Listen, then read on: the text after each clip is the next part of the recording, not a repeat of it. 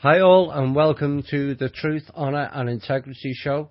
This will be a slightly different start because there's a lot going on in the US at the moment and this is probably the most important. I'm going to play this piece and then the music.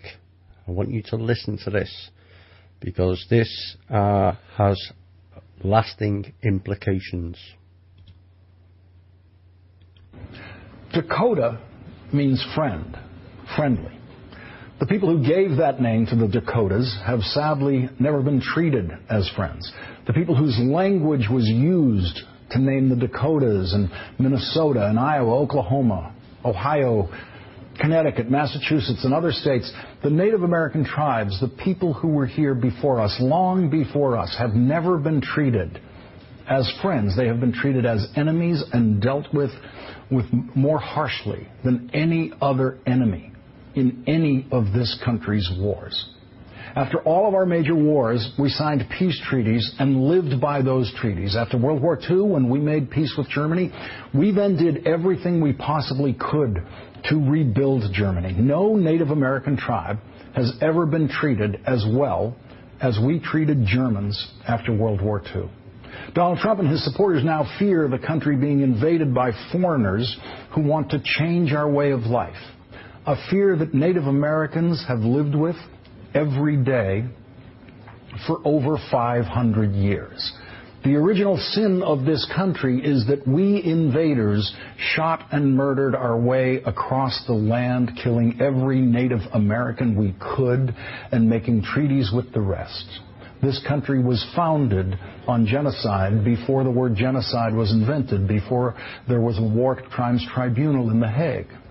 When we finally stopped actively killing Native Americans for the crime of living here before us, we then proceeded to violate every treaty we made with the tribes, every single treaty.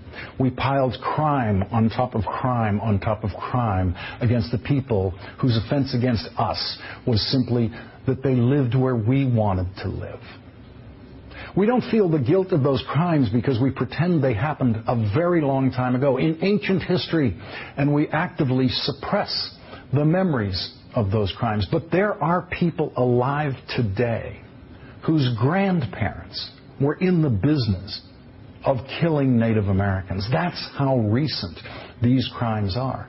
Every once in a while, there is a painful and morally embarrassing reminder, as there is this week in North Dakota, near the Standing Rock Sioux Reservation, where hundreds of people have gathered and camped out in opposition to an interstate pipeline being built from North Dakota to Illinois. The protest is being led by this country's original environmentalists, Native Americans. For hundreds of years, they were our only environmentalists, the only people who thought that land and rivers should be preserved in their natural state, the only people who thought a mountain or a prairie or a river could be a sacred place. Yesterday, a federal judge heard arguments from the tribes against the federal government's approval of the pipeline and said he will deliver his decision on whether the pipeline can proceed next month. There are now over 90 tribes gathered in protest of that pipeline.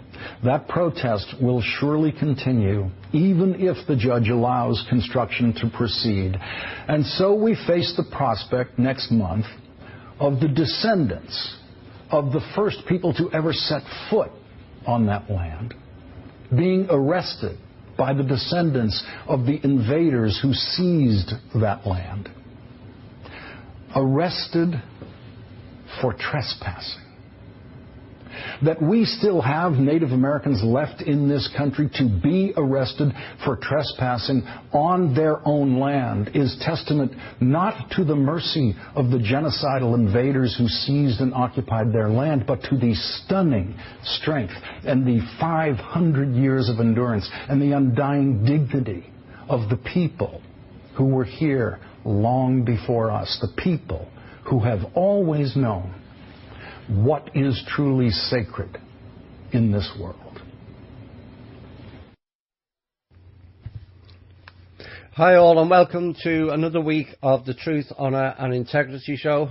Tonight is now September the 8th and I played that piece because this is the next round of the people versus the government, or the federal people, or the cabal going on in Dakota. And it's important, like in Oregon, that the people support the Native Americans. Their tribes are coming from all over the US and from pretty much all over Canada as well. And I think that piece is fairly groundbreaking on so many levels. The fact that it was on mainstream media, I did say recently, there's a lot more news on mainstream media now than of validity than there is sadly on some of the alternative sites. You know, if you look, you will see lots of exposures going on, big names, and this is another one that is gonna rattle the cabal, and has done. Rumour has it they're going to send the National Guard in. I would ask the National Guard to step down before it gets ugly, because it has a potential to get ugly. If you start messing around with the people who have already suffered at the behest of the invaders, which is us, over many hundreds of years, once those tribes reunite, which they have, then fun and games will start. What we need to follow is the white, the black and the Hispanics to unite also. Then we have a force to stand up and say, we're not tolerating your bullshittery anymore. This is what we want. You either give us it, or we're going to take the country back. It's as simple as that. So, I think we have an obligation, us white, black and Hispanics, to pay back some of our debt to the Native Americans. It's their land, remember. You know, we can all say, well, you know, that was the ancestors. Yes, I understand that. But this is, it doesn't take much to be in support. They're not asking for finances. They're not asking you to risk your life. Just go and support.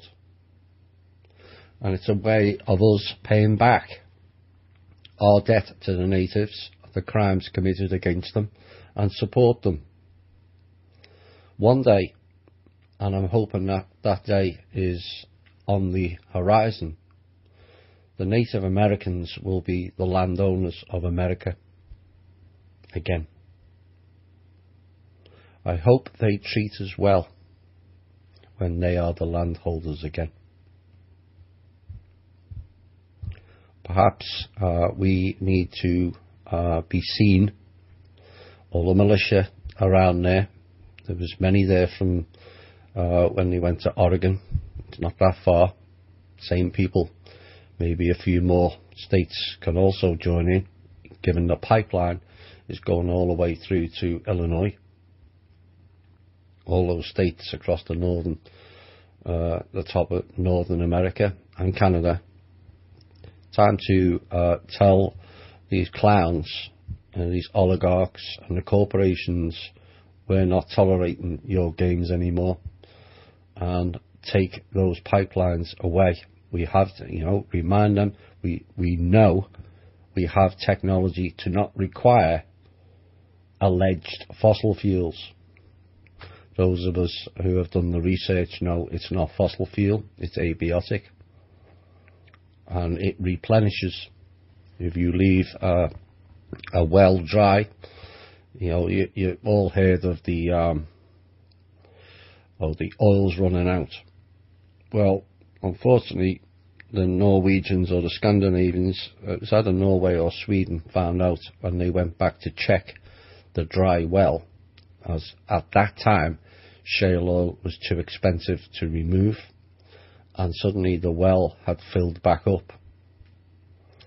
So if you leave a well dry after 10 years, it fills back up. So it's not fossil fuel. Also, like I said, we have the technology to not require. Why don't they go and build pipelines in Africa and supply the people with water? You know, there's enough water issues down the west coast in America. So-called richest country in the world. Best at this and best at that. And you've got 4, 5, 6 states struggling for water. He thinks that's deliberate. In 2016, with all the advancements in technology, and we've still got 40% of the people living without meals or clean water. That's deliberate. It's not, we can't do this. It's utter crap. It's deliberate. It's genocide, a slow genocide on a mass scale.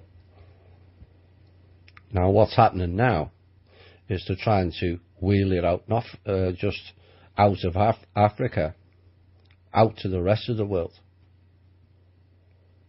Do we sit back and just tolerate it? No. They're trying to crush the EU right before your eyes. You know, there was hope in some people over Brexit, and it still may have an impact for that country. But if the rest of Europe goes down, what's Britain going to do? Not a lot. Now, we reported a long time back about they're crashing, or they're trying to crash the EU, and the reasons why. And over the last 10-15 years, we've all seen the movement of companies and jobs over to the east. Now, it was two-pronged. One, it was cheaper labour, no unions and all that stuff, so the overhead costs were cut down. And the other was to move the financial system over to the east at the end of the 100-year charter, which was owned by the Federal Reserve from 1913 to December 2013. At that point, China should have taken over for 100 years the control of the financial system. In other words, new boss, same as the old boss. BRICS is no different. AIIB is no different, unless it's altered. The current version is not for the people's benefit, it's for their benefit. So, unfortunately, the West, some of the clowns in the West decided that they wouldn't give up their control to the East. The ones that were left behind, the Rothschilds got off, took all the money out of the City of London, took what was left on betting on the Brexit, which, like I called it, Baron Rothschild's exit, not British exit, Baron Rothschild's exit. And those of you who've done research on the City of London and the Rothschilds will know exactly what I'm referring to. Rothschilds and the finance pretty much owns the UK, City of London. So the Rothschilds are sitting nicely in the east, waiting for the financial to fall into their lap. Now, some of the West don't like that, which is a good idea, but they're wanting it for their own control, not for the people. These cabal elites are not interested in the people unless we're supplying labour to make them richer or have more control. None whatsoever. The idea of you thinking that they're going to fix anything that's going to be beneficial to people is so far removed from reality, you really need to knock yourself on the head. They're not there to fix things for us. Only we can do that. Now, the Native Americans have decided that this was going to be the final straw for them, and they're all going to and have congregated. I forget the number of tribes that are there, but I request all people in the alternative media and all people that listen to this show, if you can, go and support them, even if it's only for one day. It fills up the numbers. You know, we've all got jobs. Well, hopefully we have, and it can be difficult, but weekend support, night support, if you live in the area, go and support them. There's many Native American tribes who are working with the foundation people. So the peace treaty that we discussed 3 weeks ago with the Draco is also to do with the tribal people. So it's time to pay them back, methinks. Right, we'll go on to some other news. But the EU people keep asking about Germany. Now, the problem with Germany is when Britain stepped out of the EU, Germany is beholding for all the underwriter for all the EU debt.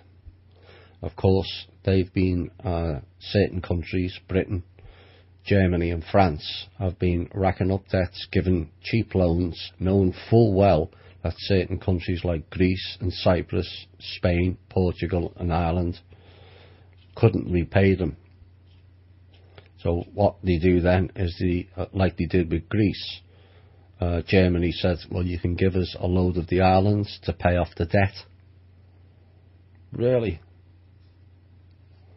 There was no debt to begin with. Money created out of thin air. So Germany is now in trouble because they're the underwriter for the EU debt. Certain factions within Germany are trying to push along with the clown factions of the US for another false flag, which would then try to trigger World War III. They won't succeed. You know, one day these clowns will realise they won't succeed. You will not get your World War III. Period. You know, apparently we went quite close, according to Simon Parkes this week. Well, but only you could say that on any given day, but every time it fails. So that's the situation going on in the EU. Now we'll come to politics, parasites. I posted the word meaning of that. Poly means DNA, and ticks is a parasite. So that kind of tells you what that means, and its implications, like government, govern, control. Ment is Latin for mind. So Mexico is now threatening to cancel all the treaties that ceded Texas and California if Donald Trump is elected. And of course, Mr. Trump did his stupidity last week, telling them that we're going to build a wall and you're going to pay for it. The mind boggles. You know, if you're wanting to keep Mexicans or drug people out, and it's up to you, the home country, because Mexico don't care. They don't care if their people go across the border. Otherwise, they would have put a wall up. So, you know, if we want the wall there, then unfortunately we would have to pay. But Mr. Trump seems to think he can threaten the Mexicans, so that's their response. Mr. Obama seems to be a source of amusement right round the world these days, shunned and no red carpet treatments in China.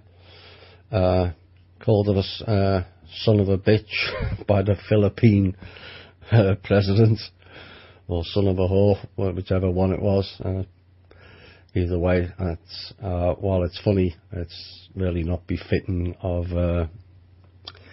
that sort of status. But, you know, people get fed up with America, or I shouldn't say the US, as America and its people are fine. It's the US group that are the main issue, and Mr. Obama's handlers and the fun and games. And of course, Hillary is now well, she's in videos this week yakking up chunks out of her mouth into a glass, following another coughing fit. One wonders whether she was coughing up some emails because they seem to dissolve in the water. So who knows what she's up to. And in another conference of Hillary, whereby she came out onto a podium, and there was people in the audience with smartphones videoing as she came out. Now on the TV you could see Hillary. On the smartphones you could see nobody. Think about that. So now you know why she appears to be only playing to very small conferences, and you're also seeing many empty seats. I would suggest that those conferences are actors in the audience, because it doesn't appear she's turning up to them. It's something like 250 days now since she did a press conference in election year, or should I say selection year. So watch for Hillary, or maybe not. Right, where are we going next? One thing that was interesting this week in the UK, mainstream newspaper called the Daily Star. It's a bit of a rag paper, but it still goes out to the public. And Corey Good appeared in it one day this week.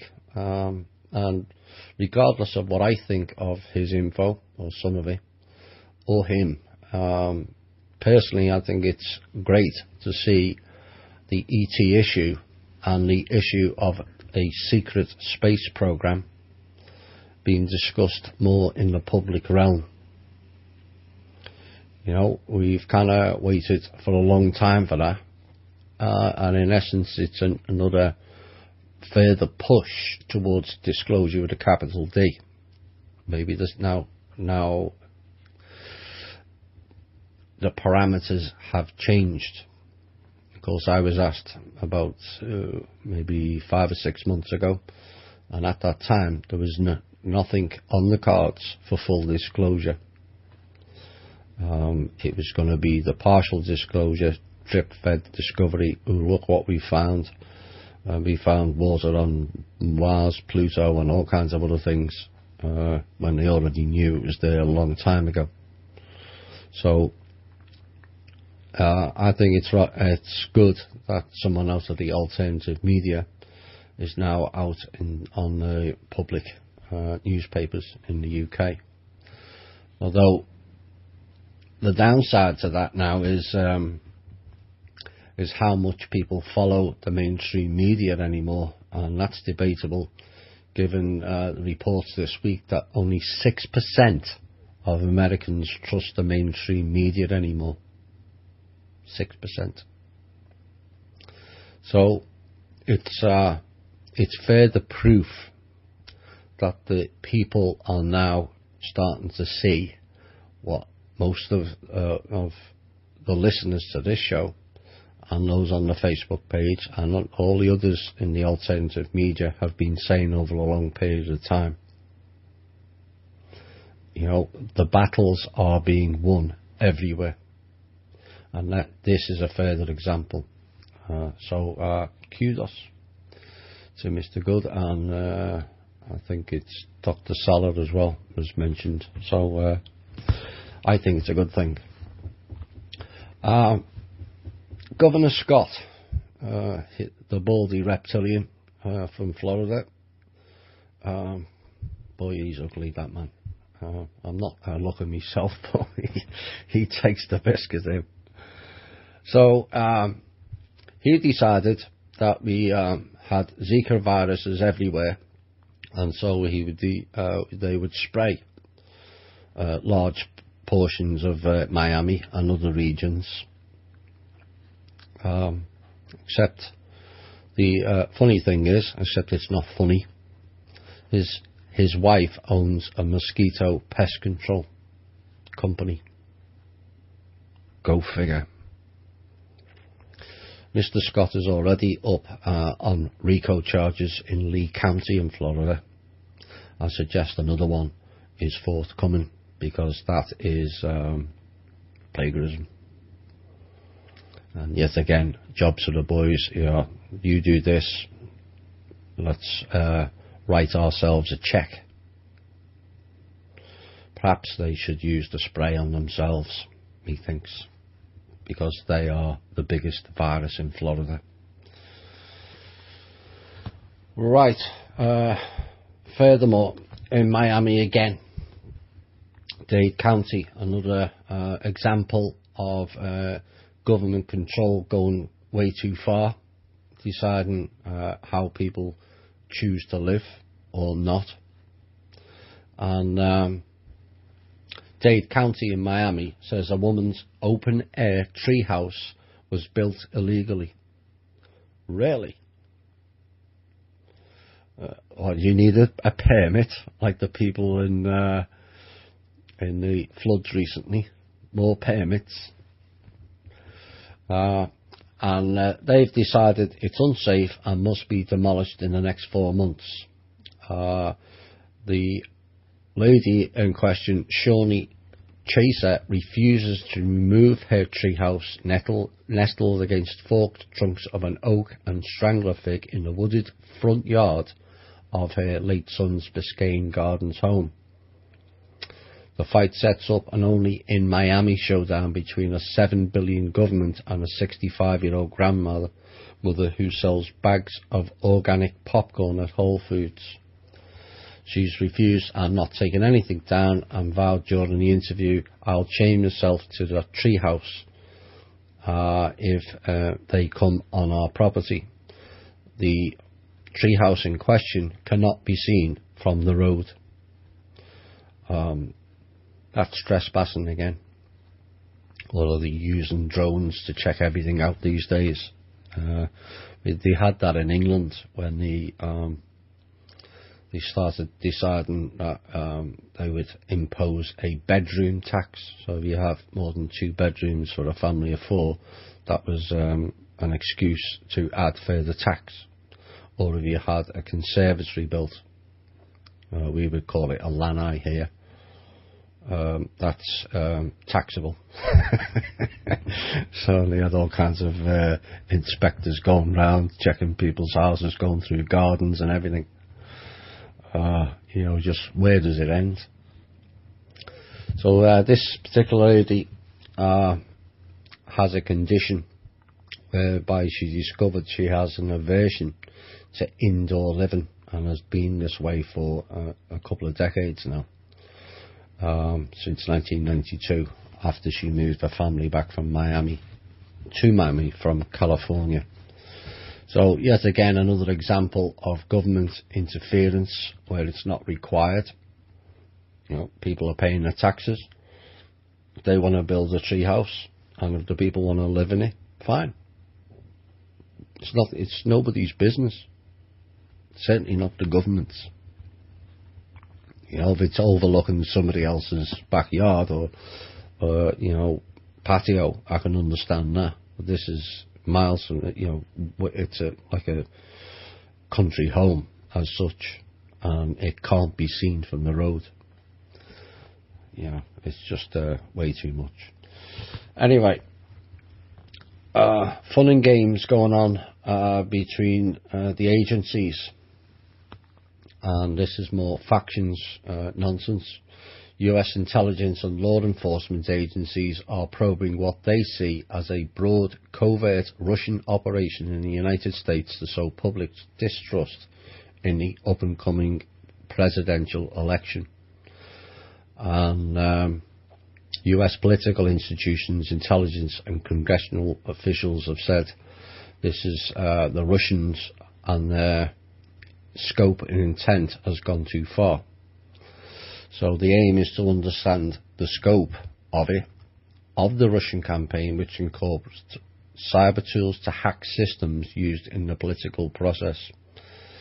Oops, they don't like they don't like when they're hacking everybody else, but they don't like it when they get hacked themselves, as Mr. Snowden found out, and Hitler as well, for that matter. So they are arguing it's enhancing Russia's ability to spread disinformation. Oh, the irony of that. The sheer irony of that. The effort to better understand Russia's covert influence operations is being spearheaded by James R. Clapper, the Director of National Intelligence. That's an oxymoron in itself.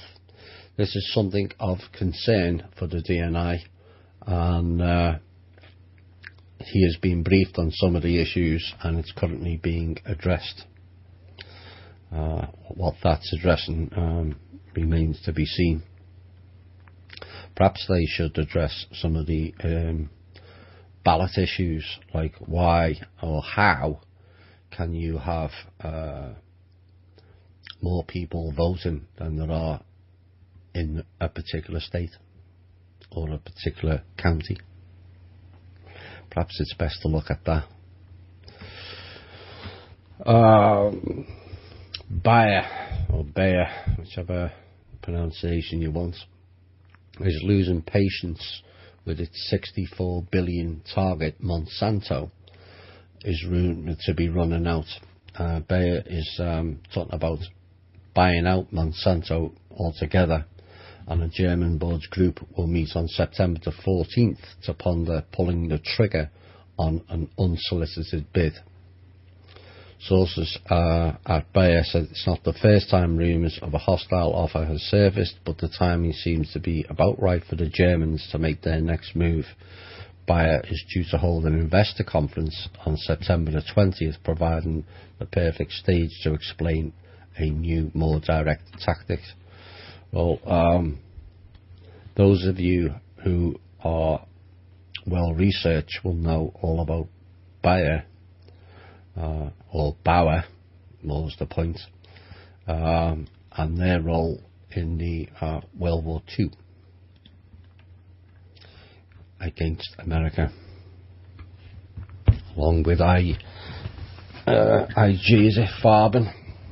Yeah, lots of fun and games there. Here's something that may be of concern, given next week is the 15th anniversary. The One World Trade Center arose from the wreckage of September the 11th, 2001 terrorist attacks, a silver shard built to commemorate those lost in the attacks, while also demonstrating New York's resiliency. And yet, One World Trade Center appears to be forming better as a symbol than as an investment, with Crane New York reporting that the building remains 1/3 empty and its return on investment isn't even meeting the rate of inflation. Its owner, the Port Authority of New York and New Jersey, is looking to sell the building. That's the concern.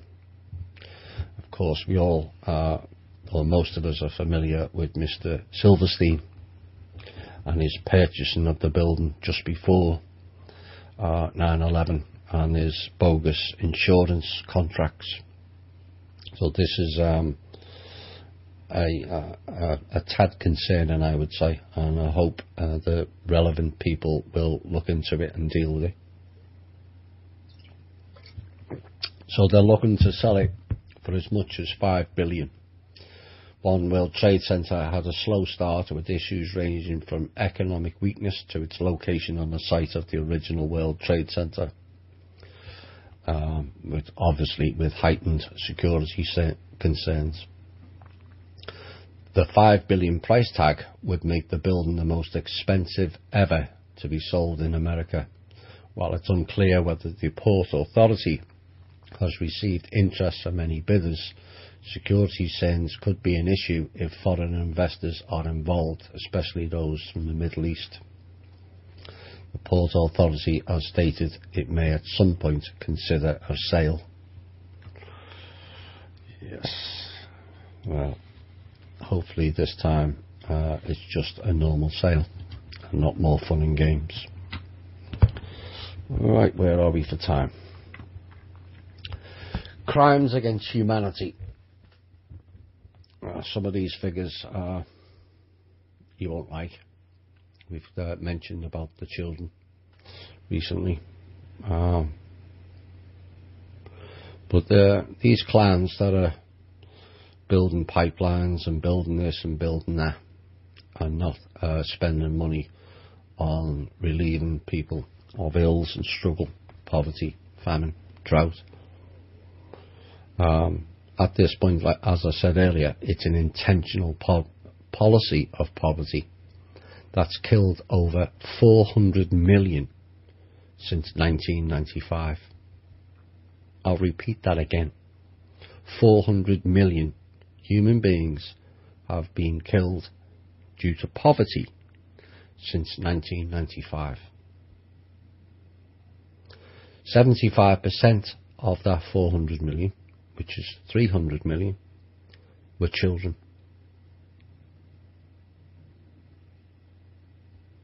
More deaths than from all the wars in Earth's recorded history of children in the last 21 years because of poverty. This has to be addressed, and quickly. We cannot continue to sit back and watch them do what they're doing.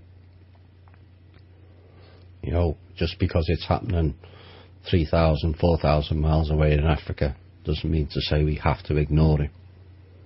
One day it could arrive on our shores. In fact, the Asian faction and the Rothschild clans, allied with the dragon families, have tried to do that 4 times since April. So, since World War II, Earth has had 248 armed conflicts. The US started 201 of them, 81%, and has invaded 86 countries in 71 years. Imagine all that money, our money that is, has cost. Started 201 wars since World War II. We could eradicate poverty worldwide, never mind in the US, where 1 in 5 children are now living below the poverty line in the United States of America. Not Africa, America.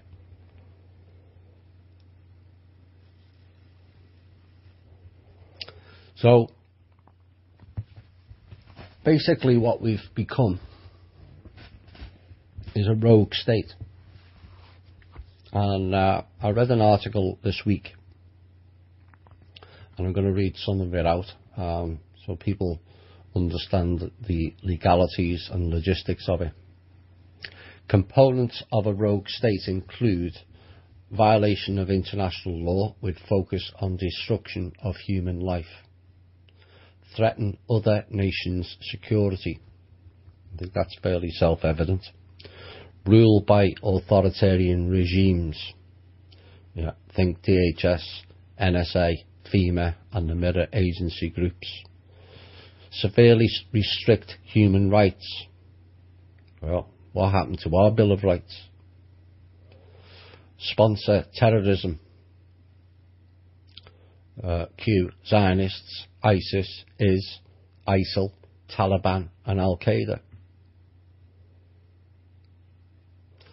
Proliferate weapons of mass destruction. Again, self-evident given our defence budget. Lie to their own people through controlled media. Well, that's the most obvious one, whoever it was. Behave irrationally and not in its own best interests. Well, quite frankly, none of it is in the interests of the American people.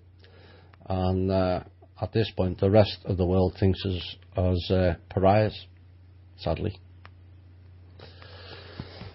So we must consider two basic definitions of a rogue state. Rogue state, a nation regarded as breaking international law and posing a threat to the security of nations. That's in the Oxford Dictionaries. And ruled by authoritarian regimes that severely restrict human rights, sponsor terrorism and seek to proliferate weapons of mass destruction, the term that is used most by the United States. A common presumption applied to rogue states is that they do not necessarily behave rationally or in their own best interests. Well, certainly they're looking after themselves, but they're not looking after the country. So the second part is defining United States from the Declaration of Independence and the US Constitution. The Declaration of Independence emphasises unalienable rights for everyone apart from our Creator, or unalienable, whichever way you want to pronounce it. It is the function of government to secure those unalienable rights. Our government only derives its power from the consent of the governed. I'll repeat that again. Our government only derives its power from the consent of the governed. Please note that securing unalienable rights is in Orwellian opposition of in-your-face explicit legislation to destroy those rights, and that government only derives its power from the consent of the governed. The US Constitution is the rules of the US government, that is, the promises made by government to the public for the limits of its authority. The essential term limited government means the boundaries beyond which government action becomes unlawful. Well, I don't think we've seen too much evidence of limited government when they're busy worrying about people's tree houses and whether you're collecting rainwater and all that crap. Limited government is the Enlightenment response to end unlimited government through claimed divine rights from kings. Limited government is also codified in the US Constitution 9th and 10th Amendments. The US Constitution is the legal definition of United States, what it means to be American. This form of limited government is called a constitutional republic, with express intent that government power is clearly understood and strictly limited by what it said in its constitution. Well, they've virtually broken every amendment on a daily basis, so that's quite clearly they're not implementing that. Importantly, it's explicit and required under this form of government that if officials act beyond constitutional limits of authority, that they face impeachment and or arrest to remove them from exercising unlawful power, not legal, for unlawful acts. The US Constitution documents detailed rights to all persons in the US Bill of Rights from prosecution by the US federal government, not citizens. These rights include freedom of speech and press without fear of being declared an enemy of the state, freedom from searches unless government obtains a specific warrant from a judge upon probable cause of having committed a crime, right to juries of one's peers, both a grand jury to examine the evidence before a trial and then to determine the facts of the case for innocence or guilt. I wish I'd read that out last week when we had Carl Apple on. A right to juries of one's peers. Both a grand jury to examine the evidence before the trial and then to determine the facts of the case for innocence or guilt. Freedom from helping the government's case through one's own testimony. A speedy and public jury trial, which has been denied to the people in Guantanamo. Whether they've done something or they haven't, they still shouldn't be there. They should have been had a trial long before now. Being informed of the government's charges of alleged crimes, freedom to engage directly with government evidence and witnesses, immediate right to attorney representation, no excessive bail, and no torture. Really. We are not calling for the overthrow of the government. In fact, what we are calling for is a reinstatement of our actual government. You know, the people are not calling for lawlessness. We are calling for an end to lawlessness and a lack of accountability and a return to the rule of law. Rather than trying to subvert the Constitution, we the people, are calling for its enforcement. So that's important to understand. We are not calling for the overthrow of the government. Currently we don't have one. It's something masquerading as a government. It's actually a corporation franchise. But what we want as the people is a reinstatement of the government. Right, where I'll be 5-2. Do I do that piece or perhaps leave that one? No, I'll leave that one. So,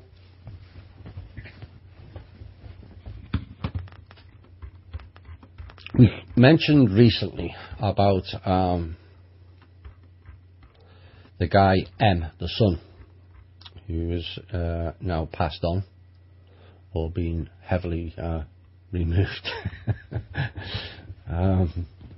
Now, that's caused a lot of chaos, both within the cabal and the corridors of power throughout the governments, because they don't know which way to turn anymore.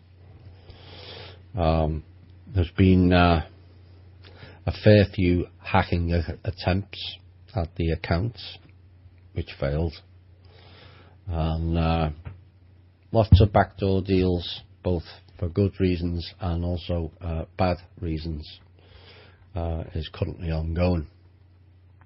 Now, what took place last weekend was a further removal of up to 9 people that are public figures that are based in the United States of America. No fanfare. It's not on mainstream media. It just is what it is. People will suddenly, eventually, find out who those names are when they're not around. Now, since the weekend, more has been collected or removed. Now, the fun and games with the M guy, or the son, he had 13 protégés under him. 7 of them are still alive. All 7 are now fighting for his position, including Mr. Putin. Yeah, Mr. alleged good guy. Sorry, but he's not. He had an opportunity to live up to the title he was awarded, and it appears he's thrown that in the face of the people, including his own people, in return for ego. power and control.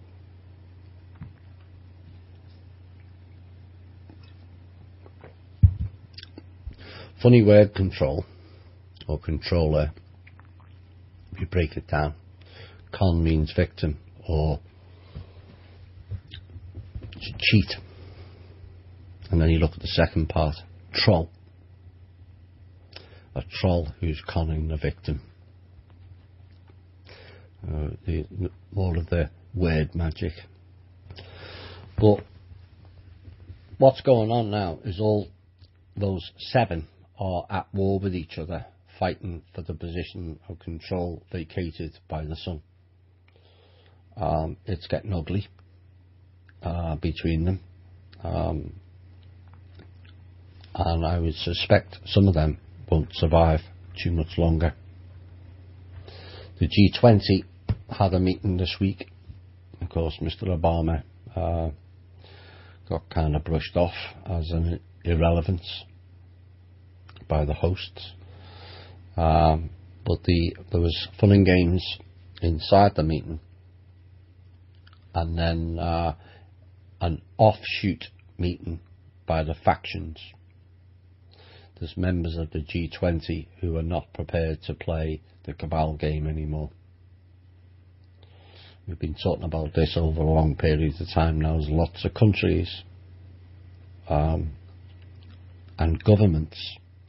Many of the governments around the world are now sick and tired of playing the puppet role, which is what they all are, including Mr. President here. Puppets.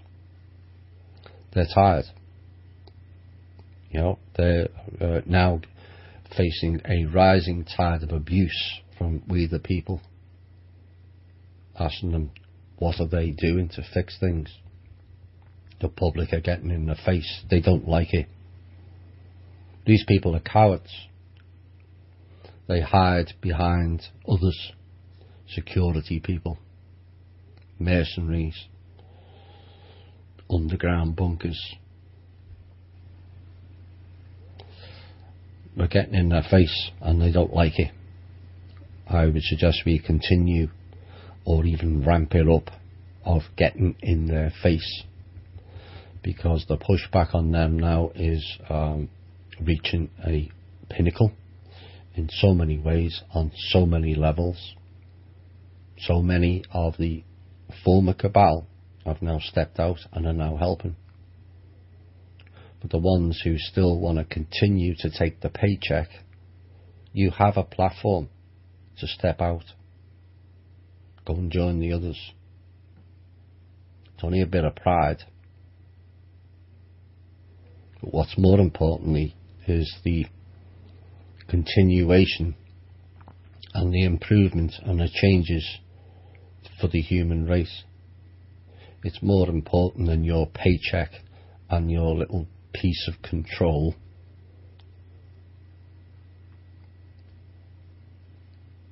Those who choose to control others are basically cowardly within themselves. They really need to control themselves.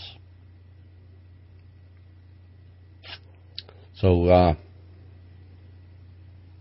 the cabal have decided that they will flood the tribal people this week. 70 cabal showed up at the ceremony site.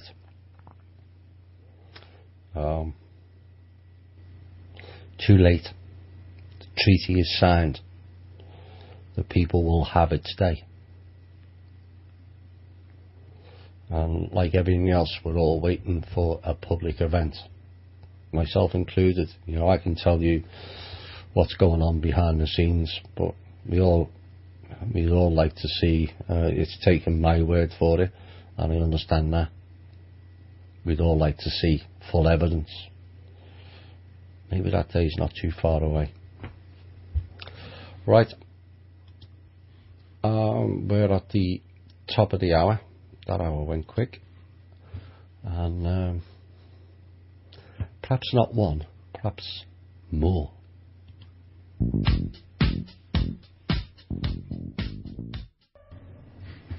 Hi all, and welcome back to the second hour this evening. I'm just going to do one more news item, and given we've got a load of questions still hanging over from 1, 2, 3 and 4 weeks ago, plus a fair volume put on this show post, we're going to go into some questions and see how far we get. I don't think we'll be doing 3 hours this evening. I'm a bit worn out this week, but we'll see how far we go anyway. So the final thing again seems to be government oversight. Now, we've heard mention of the $6.5 trillion, which on current spending is 11 years' budget of the Department of Defence, and they've just uncovered what is now the largest Medicare fraud case in US history. This particular guy, Philip S.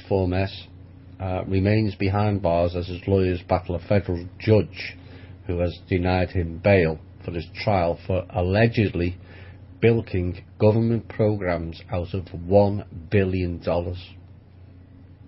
And this is the single largest criminal healthcare fraud case ever brought against individuals by the Department of Justice. Now, it's encouraging that the Department of Justice are actually doing something of value, but one must question as to how and why it got so high of a figure, 1 billion, before it was spotted. You know, who else is making on that? I'm sure we will get further details on that. But that was in Miami again, so there's quite a lot going on in Miami at the moment, and none of it too good, it appears. Right, we'll go into some questions, and we'll see how far we get on them. There we go. Hi, everybody.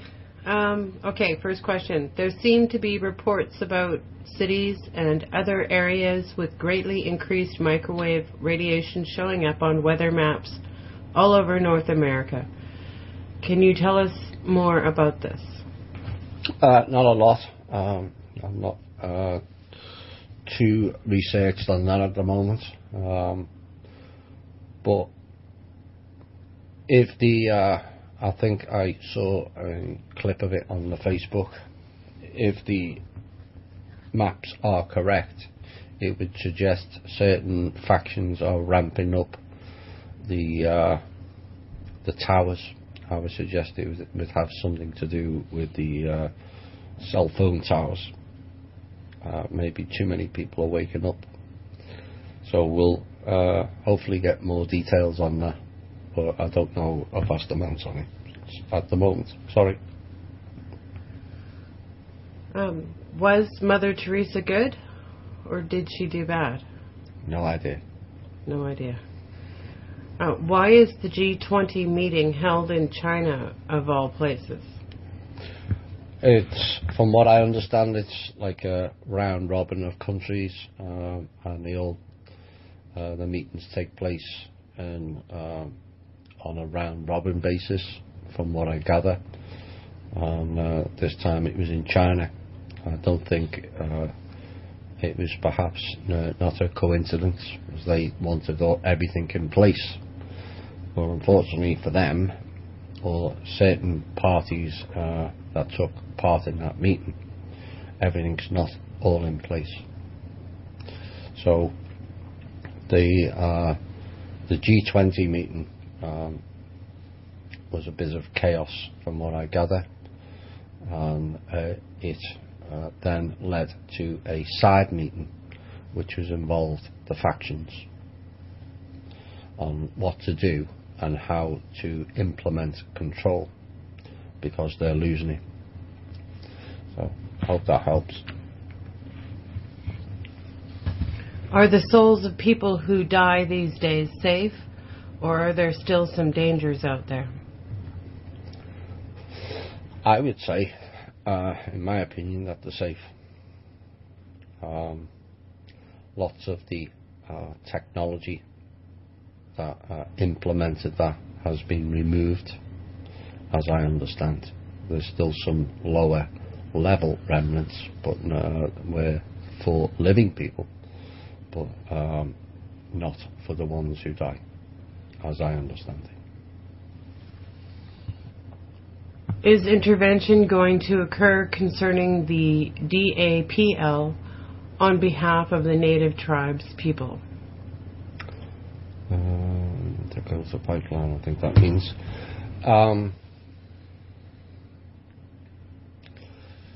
Well, this was covered in the first hour.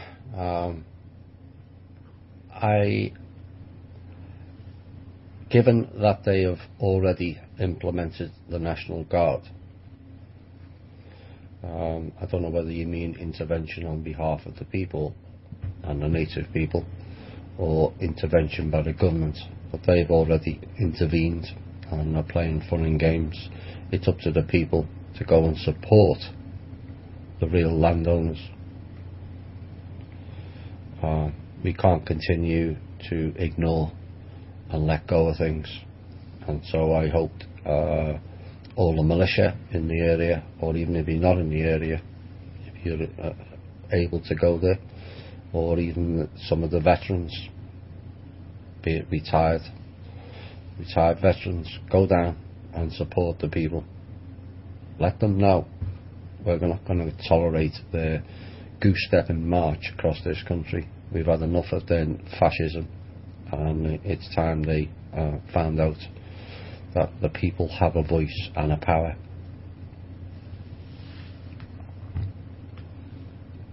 Are there any 2 to 4 week bank closures expected to take place in September or October? Not to my knowledge. They're trying fun and games to close the banks. They're trying to close the banks because they're running out of capital. So I would watch what's going on in Europe more than here at the moment. Was they're trying to their utmost to crash the EU, which will then come across the pond to here within a week. So there's no planned bank closures as it stands, but you never know, we might get our 3-day banking closure for the changeover to the new system Monday. Here's a hard question. We've talked about this a lot. We wonder about it ourselves. What are the current percentages for people who are either robots, clones, psychopaths, and viables? I'm thinking that that's an organic soul in the U.S. and worldwide. Michael! Thinks I'm the AI, I think.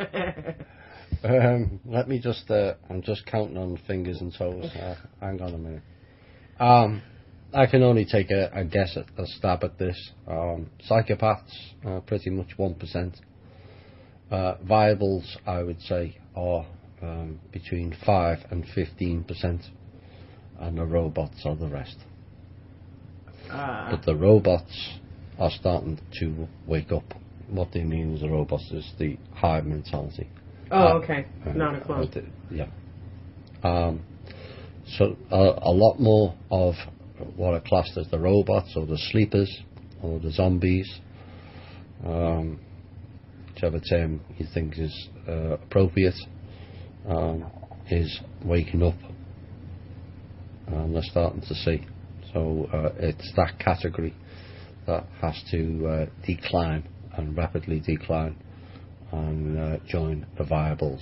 The psychopaths are currently being psychopathic and are predominantly destroying each other at the moment. So that sounds like a lot of fun to me. So I'll let them continue.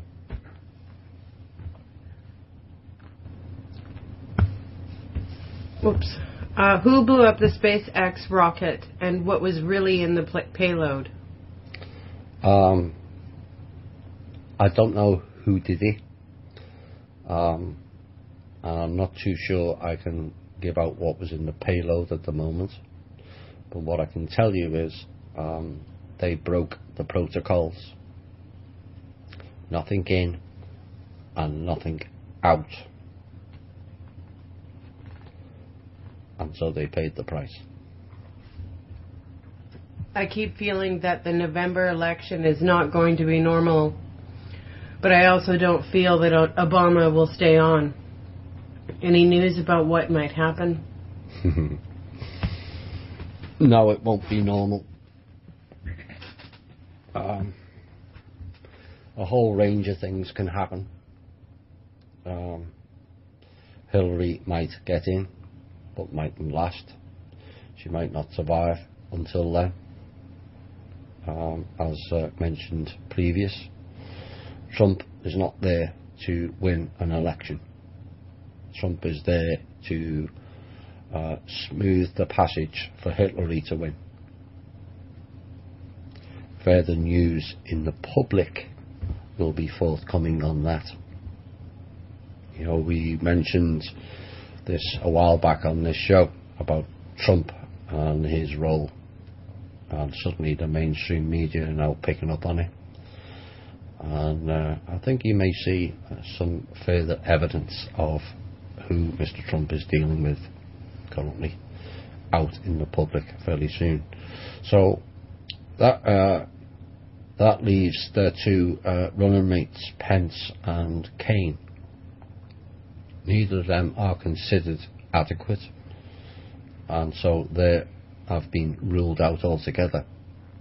As it stands, it will go temporarily, if no candidate is forthcoming, it would go temporarily to the Speaker of the House, which is Paul Ryan. Like I said, temporary. What happens after that is anybody's guess. We might have another name put forward. It won't be Obama. That may shock many. But as long as that person delivers what we want, then it really doesn't matter who's the president. Personally, I've made my choice quite clear. I want it to be a non-corrupt Native American. I know some people might be offended by that, but there's many of these tribal chiefs that have gone down the western route with the trafficking and the drugs and the casino fun and games. So we really need, for our first president since 1871, American president, not corporation, we really need a spiritual based and people based person. You don't have to have degrees in this or degrees in that. Just someone who thinks of the people and puts a team in place that is based for and by the people. We've had enough of leaders, in inverted commas, they're not leaders at all, who are commerce based or militaristic. We've had enough of that.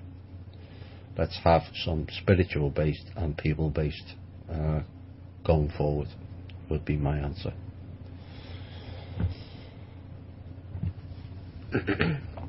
We are in a race against time, in my opinion, to stop vaccines, spraying for Zika, and releasing genetically modified mosquitoes. Will this be happening soon, and will Bill Gates be publicly held accountable for his promotion of this? Well, one of the success stories of the alternative media has been the vaccine awareness program. So much so now that there's fun and games going on in California where parents are pulling children out of school and refusing to have the vaccines, and are now choosing to pool together and homeschool their children. You know, that's a major victory for the people in the alternative media, and it's not just in America either, it's lots of other countries. So people are now refusing to have the vaccines. What we really need is to convince the elderly to stop having the flu jabs and all the other nonsense, like the adverts on TV. You can prevent shingles, really. And what's the chances of getting that? Well, it'll go up rapidly once you have that vaccine, plus anything else that they put in it. So, the spraying for Zika, we covered that. That's another way of the governor's wife to make a bit more money for him and her. And now that's been exposed, that should be shut down also. As for Bill Gates, it's best I don't say what I'd like done to him publicly on air. But yes, he should be held accountable.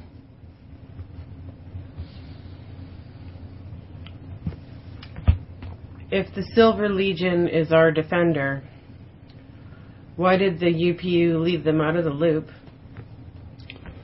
I have asked the question, and they are unaware of the Silver Legion. That was the answer I got back. So, Silver Legion has done a lot of good work, with Th&I. But maybe they decided, the Universal Protection Unit and the council decided that they would deal with certain things themselves. The Silver Legion has, it kind of been shut down in the last 2 years. Th&I has been not giving us updates, and I don't know. At the end of the day, the UPU says they were not aware. If they were as prevalent as we'd like them to be, then they would have been included, but it appears not.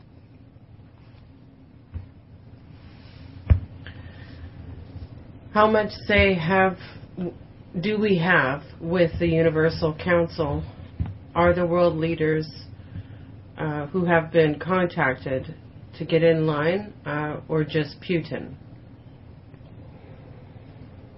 The UPU did not give a definitive answer as to whether the ceremony would be broadcast. As yet, there's still things ongoing. There's things that need to be completed because it involves all the tribal people. So some of them still have to be contacted or handed their portion of that treaty. When the person who asks how much say we have with the Universal Council, well, you can have as much say as you like. Your conscious thoughts are a say. It doesn't mean to say you have to be on a committee or a board to have a say. We've forgotten how to interact, and this is kind of the things that we have to change within ourselves. Your conscious thought, if you want changes, manifest them. Use your own conscious thought, use your own power, and put yourself in a position, because that's basically how it works. The ones that called for the help received it. The ones that called and asked for help and implementation have received it. And as for the world leaders being contacted, they've been speaking to world leaders for a long time. Obviously, some of them have no interest. They're still playing their own games of control. And I want to be the leader, and I want to be the leader. I would suggest they're leading themselves into their own grave. So, there's many things that are in place. Banking, financial systems, funds, packages, all of it has been planned over a long period of time, but it changes. But until these clowns have finished their portion of the game, we kind of have to wait, because the idea of taking them on from the top down will lead to a lot of deaths on both sides. Yes, it will wipe them out, but they have a lot of weaponry that can wipe or destroy us also. So it's kind of sensitive at the moment. It has been for most of this year. Much ground has been made with certain leaders, certain governments, certain banking institutions, certain central banks also, and certain secret societies or elements within them. And so the progression is being made both on the ground and above.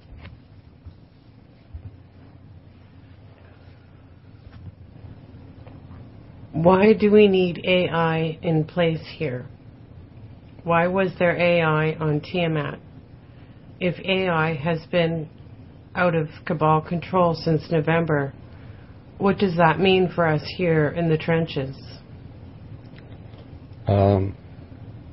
Well, I think we can both chime in on this. My opinion is, I don't think we need an AI. We may need it for an interim period only, whilst we remember who and what we are. Once we remember who and what we are, why do we need a machine to tell us what to do? That's where I'm coming from with AI. We will not need machines to tell us what to do. It's been corrupted in the past, and we don't need the chances of it being corrupted again. So we may need it as support in the interim while people are brought up to speed on things. But long term, personally, I don't see the need for it. Chloe? I'll just address the first part of that question.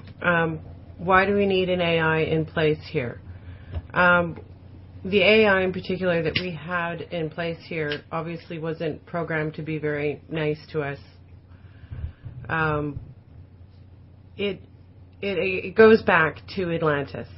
The Atlans started a war that ended up with Tiamat being partially destroyed and its half of it crashing into what was then Terra. Now, Terra was a purely 100% organic, no AI planet, an upbringing planet that always had no AI. It is truly up to the planetary being's preference as to whether or not it has AI or not. Terra was a no artificial intelligence, organic upbringing planet. Tiamat, my information differs from information that's been said recently on this show. Tiamat did have an AI that was fully in balance with nature. Planets that choose to have AI make a choice to work with only with AIs that work in concert with it. It is truly an easier choice if you're going to have technology at all, to have an AI to support that technology. The way that Tiamat had AI was it had floating cities. And this was because Tiamat was kind of a tourist destination of the solar system. And she wanted the actual surface of the planet to be pristine, no technology. So people would come land on the floating cities, enjoy the comforts that they would have on their AI in balance with nature, other homes, but would also come to the surface of the planet and sort of camp. This is part of the attraction of Tiamat. Obviously, the psychotic AI got infected there at the time just prior to the Atlantis-Atlan War that ended up destroying Tiamat. It wasn't a lazy culture. It was something that infected there just as it infected here. is very much the result of the war of the individuals that came to Earth on the craft Atlantis. The Atlans and other species came at that same time. If anyone's ever studied the Hadibov, Hatibov, a Russian researcher who worked with in Russia with the Illuminati, creating weapons that were basically sounds that can kill. He came across a lot of information and timelines that actually link quite closely with the 13,000 years ago when the Draco returned, and they describe an AI spider race, which interestingly Tanath said is what the true Archons look like. I'm not sure. I don't think they're actually Archons, because I've since learned that Archons are organic, but they may have taken that form up. So it really about AI, we don't need it if it's the planet's choice, and if it's your sole choice to go to a planet that's 100% organic, you can. Because free will is coming back into place when we get out of this. So, and ordinarily AIs do work in concert in complete balance with organic creation. Here has had a special issue for a long time that we get to watch the end of happening. I hope that makes sense. Good.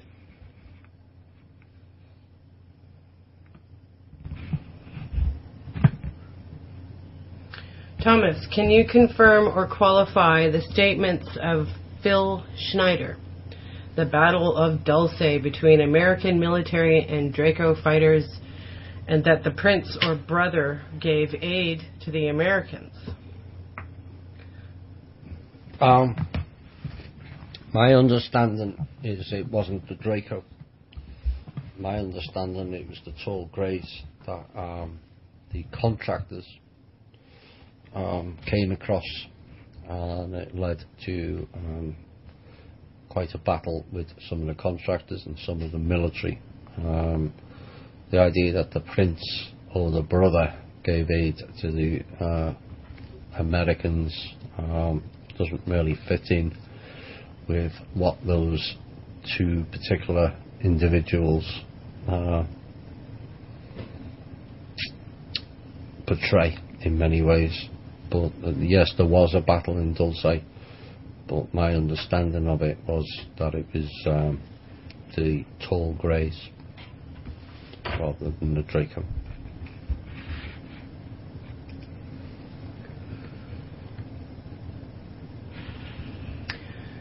Do metals and minerals have special properties from being in the earth, much like the water? Is that why our gold has been traded with ETs instead of them making their own with replicators? I would say yes.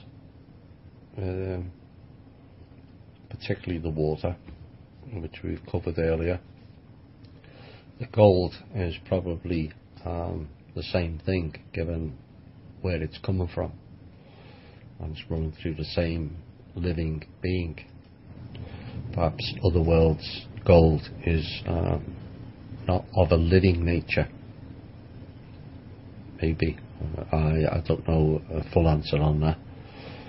But what I do know is some of the gold was being used or turned into monatomic, which if ingested or placed into an atmosphere is highly beneficial to certain beings. You pass comments on that? You'd know more about that stuff than me. Minerals, trace minerals. We've got everything that's in this universe. You've heard the saying, we're stardust. We have a bit of in our bodies. And that's the same for the planet, really. It's just in different proportions on each different planet. I'm not sure as to why it's in different proportions. But all the minerals have a crystalline type structure. They hold a charge. The water itself, as a medium, holds a charge. Can take an intention programming, just like a crystal. It's just really cool stuff. It's about living life and real magic, you know. So when I first started to look into Clive, what's his last name? Clive the Caller. Clive Carla. And I started to look into getting his minerals drops, which we do have a bottle of. Great stuff, by the way, topically and internally. But when I started looking into it, in the old days when our dirt was clean, you could just throw a teaspoon of dirt in some water and voila, you have mineral water. So, you know, it's just about nature and its amazingness. Okay. I don't understand this next question. Any Kool-Aid related deaths? Oh, Kool-Aid related deaths as predicted. The tea, yes. Possible. No comment currently.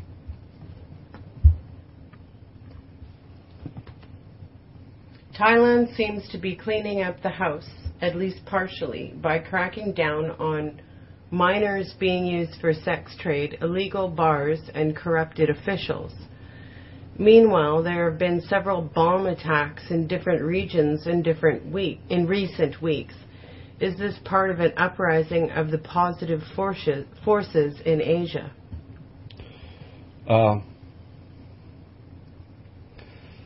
Partially, not all. Some of this is faction fighting because, of course, they've all used the gangs, be it the Yakuza or what's the Chinese one? I don't know.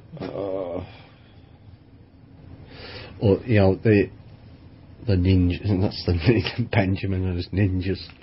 The triad.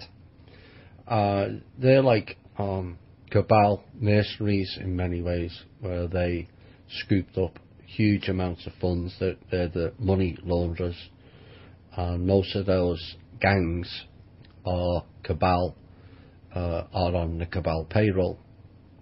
Now suddenly those cabal are fighting amongst themselves, and whilst you've seen a lot of issues going on in the drug wars, where Mexico's cutting off drugs to certain regions and certain agencies not too far from here. The same is happening in the Philippines, and it's whilst it's good that it's been done, I would suggest that the majority of it, sadly, is them fighting for further control, because they've lost control of other regions or other forms of money, of cash flow. So, you know, certain agencies have been cornering the market on the drugs. That's now being systematically cut in so many avenues that it's becoming an issue that they then feel that they have to get involved in something else. So that leads to infighting. But if it leads to a cracking down and more of these people are removed off the streets, and more of these illegal organisations and corrupted officials are removed in the meantime, then that can only be beneficial. What we don't want is another one coming along doing exactly the same thing. It needs to be stopped, period, on all levels. When you interviewed the UPU, I am curious as to how the translation worked. He seemed to understand English very well, but was replying in their own language. Why was that, for clarity? To be quite honest, I don't know how the translation worked. You know, I'd only spoken very briefly before that show to the two girls who were doing the translating. So I don't really know too much about the background on that. But as I understood it, what was taking place is I asked the question, the council heard the question and then relayed it in that particular language to either M or A, who then translated into English between the two of them.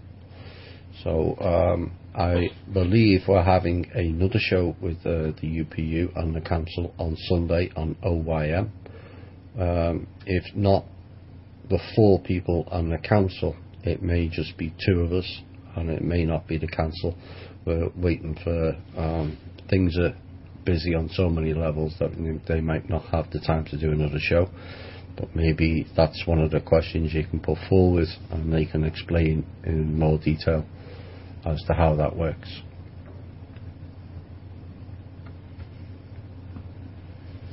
Early January 2016, Drake posted on Facebook that a lien was submitted in regards to the Oregon standoff that stated damages of $100 million to be paid for any Oregon state citizen murdered by any federal corporation, employee, mercenary, subcontractor, agent, or ally.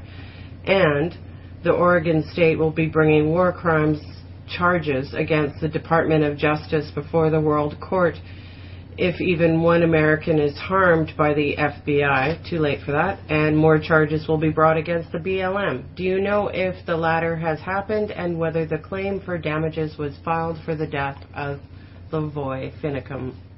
To be quite honest, no, I don't.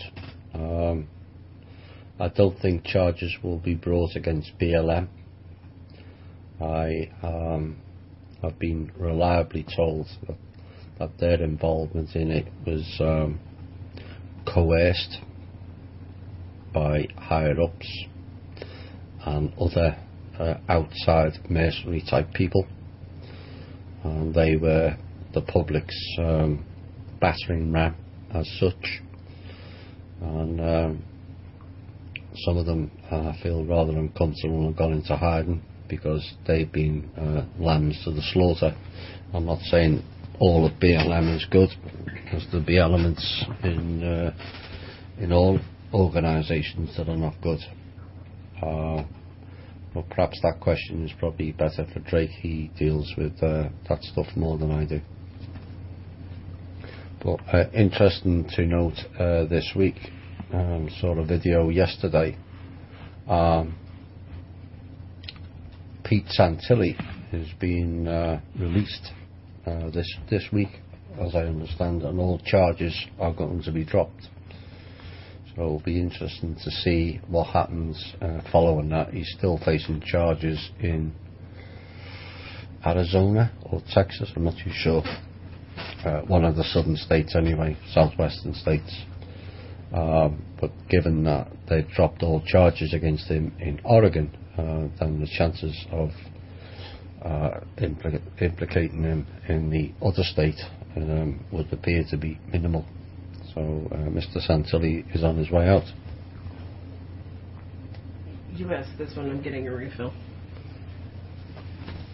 Another one from what are the qualifications to be on the council, referring to the UPU?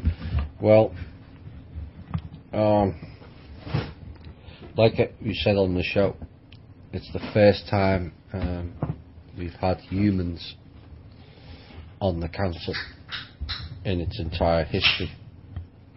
It's something that we've kind of been calling for the last few years in the various committees and meetings of certain races. For too long now, others have decided that we're incapable of ruling ourselves and feel that they should rule over us. Too often they have bogus claims of DNA, and so they have a right to control us because they inserted some of their genes or some of their DNA at a previous date. Well, go and look after yourselves. It's time that humans on this planet started to look after themselves. So I don't, as regards to qualifications, I'm unsure of that. There may be some genetic line involved. There may not be. Yeah, good question, but that's as far as I know at this point.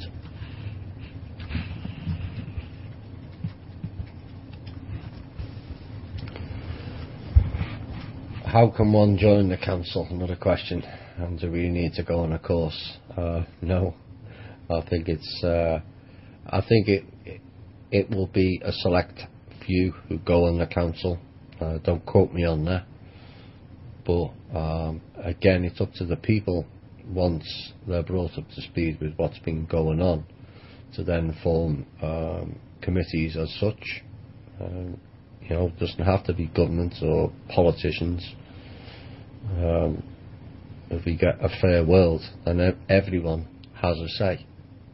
If we return to a republic, constitutional republic, with limited government, where the governments are at the behest of the people, it's up to the people to decide, well, we want to form a committee that is then transferred to the acting members for humanity on sitting on the council to then enact or to propose or put forward. So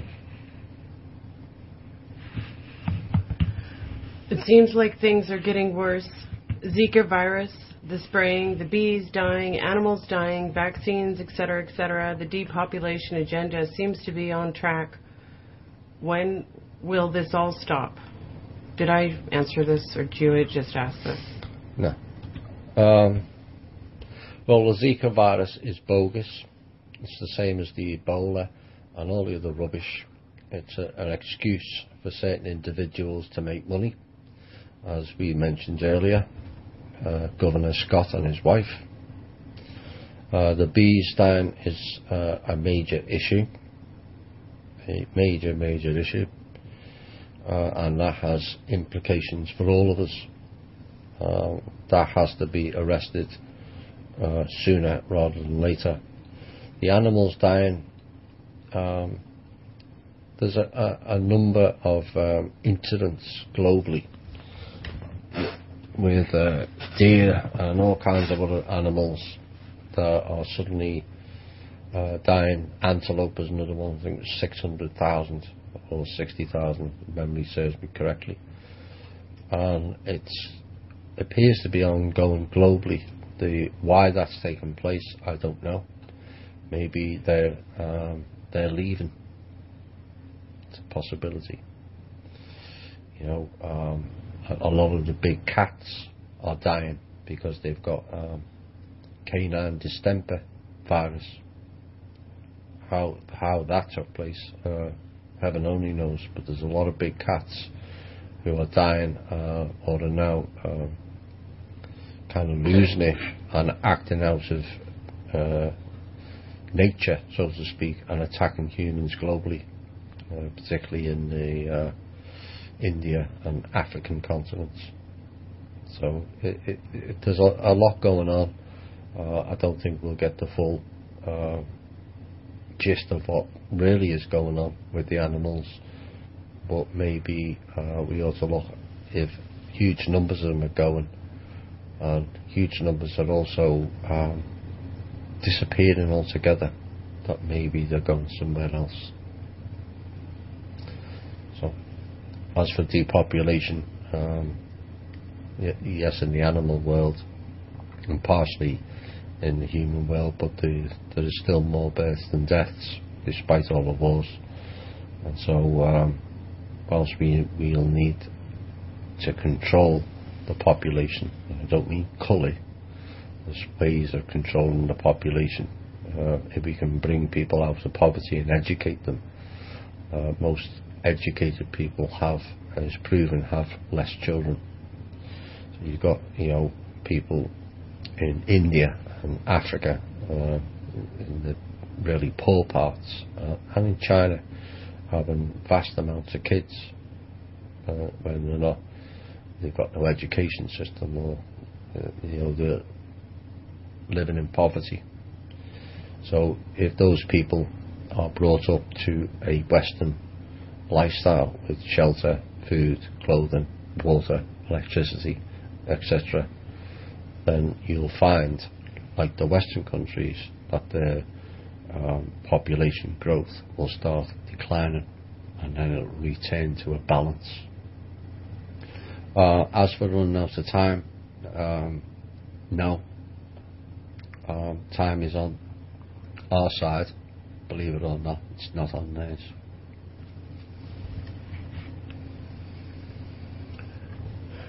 Since the police department is a corporation, is it possible for the foundation to buy one, the People's Club, to buy one quietly, walk in, address the officers about the takeover, pay them a little more than they're getting, lay down the constitutional rules, and give them the choice of staying or leaving? Sounds good. That's what I like. Innovative ideas. Because the idea of the foundation is to rebuild from the ground up. So the biggest thing that needs to be rebuilt, whilst infrastructure is an issue, the biggest thing that has to be rebuilt is people. The way people think, the way people act. So that's the biggest thing that the foundation I'm looking to address, is where we empower people to be themselves, not act like others want them to be. Look after each other, care and share more, become a community. Even in a big city, you can still create a community. So that would be a good idea. I have a feeling we'd probably end up with every police department carrying out the constitutional rules of the people. If we can fund our own police, do we need the corporations?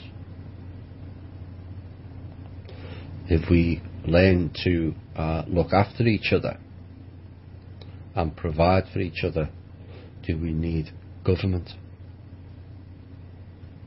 No. And that's the choice we will have in the future, and it's one we must take up, each and every man, woman and child, and give it full attention. That is the way we change things. It's not going to change overnight with a light switch. It's going to take time. Some have said 40 years. I would like to think that we can drop that right down. And all it takes is the people coming together and working together. Right, next question.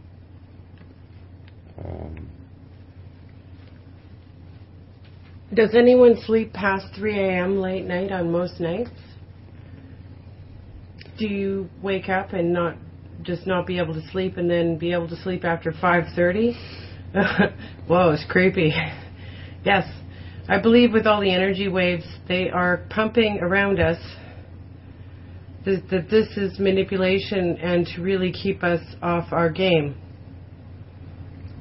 No, it's not manipulation. It's a change of the frequencies alters the brainwave patterns, and I've had issues for numbers of months now where the chances of me sleeping right through the night are nil. Sometimes it's in 2 sections, and sometimes it's in 3. I generally go to bed around 12:30, 1 o'clock. I watch the TV and fall asleep to it. Some nights I might just turn off like a light, which generally means I'm going to be active, whatever that entails. And that generally lasts about an hour and a half, and I wake up around 10 past 3, Sometimes I can go back to sleep. Other times I'm awake then till 5:30. That's the question I said. And then I go to sleep, and then I struggle to wake up. But it's the wave that's coming in, and the changes that's being implemented is being collected on a biorhythm wave, and changing the way our clocks are working. Yeah, the circadian cycle is shifting. That's the word I was looking I can for. see how, though, it would seem like it's a manipulation, because it's not what we're used to. And I would definitely say a lot of people are saying that they're waking up basically not feeling like they've rested. And, irregardless of whether or not you go to sleep quickly. I don't go to sleep quickly. But we're doing a lot in our sleep with all the dream processing that people are going through, the integrating of all the lives that we've had in these loops that we're having dreams of, and we don't. Lots of people, it's fine if you don't remember those dreams, but the 3 a.m. and then falling asleep 2 hours later. To do with the circadian cycle too, that there's a cycle of REM that you definitely, by the time it's 3 a.m., you've had a good hour in REM. And my theory is with this, the fact that we're waking up, coming fully conscious and, fully awake, and you can't get back to sleep for another couple of hours, when we do go back to sleep, we're dropping back into REM state, which is dreaming state, very quickly and almost deeper than the first 4 hours of sleeping. So I think this is part of our subconscious deep processing of our experience in this AI here. A lot of times I will only remember like the most early morning dreams. So we're obviously processing and figuring stuff out, or just beholding stuff all night long. And the sheer number of people that report these same times, I know that 3 a.m. is right after we've had a good hour in our first cycle of REM state, brainwave state. But I'm pretty sure it has something to do with natural things, unless you've got one of those power transformers 10 feet from your bedroom. Yeah. Okay. Benjamin Fulford talked about succession problems in Thailand. King, not so well at all. Son, first in line, not much better health. This is the Thai royalty. But elite attempting to change constitution so daughter could take power instead. All of this to try to take control of Thailand's gold. Any truth to that? Probably. You'll find that there's turmoil in the leaderships in most countries now. Brazil just lost their president. And so you'll probably see, and Britain lost theirs. So you'll probably see a lot more of this bait and switch. Some of them are beneficial, some of them aren't. And it's going to be kind of difficult working out who's who and what's what. But the fact that they're changing the constitution, whether that's the elite or the good guys, is unclear at this point. But yes, Thailand has a lot of gold, or a fair chunk of it. So it could be all about the gold again. Hope not.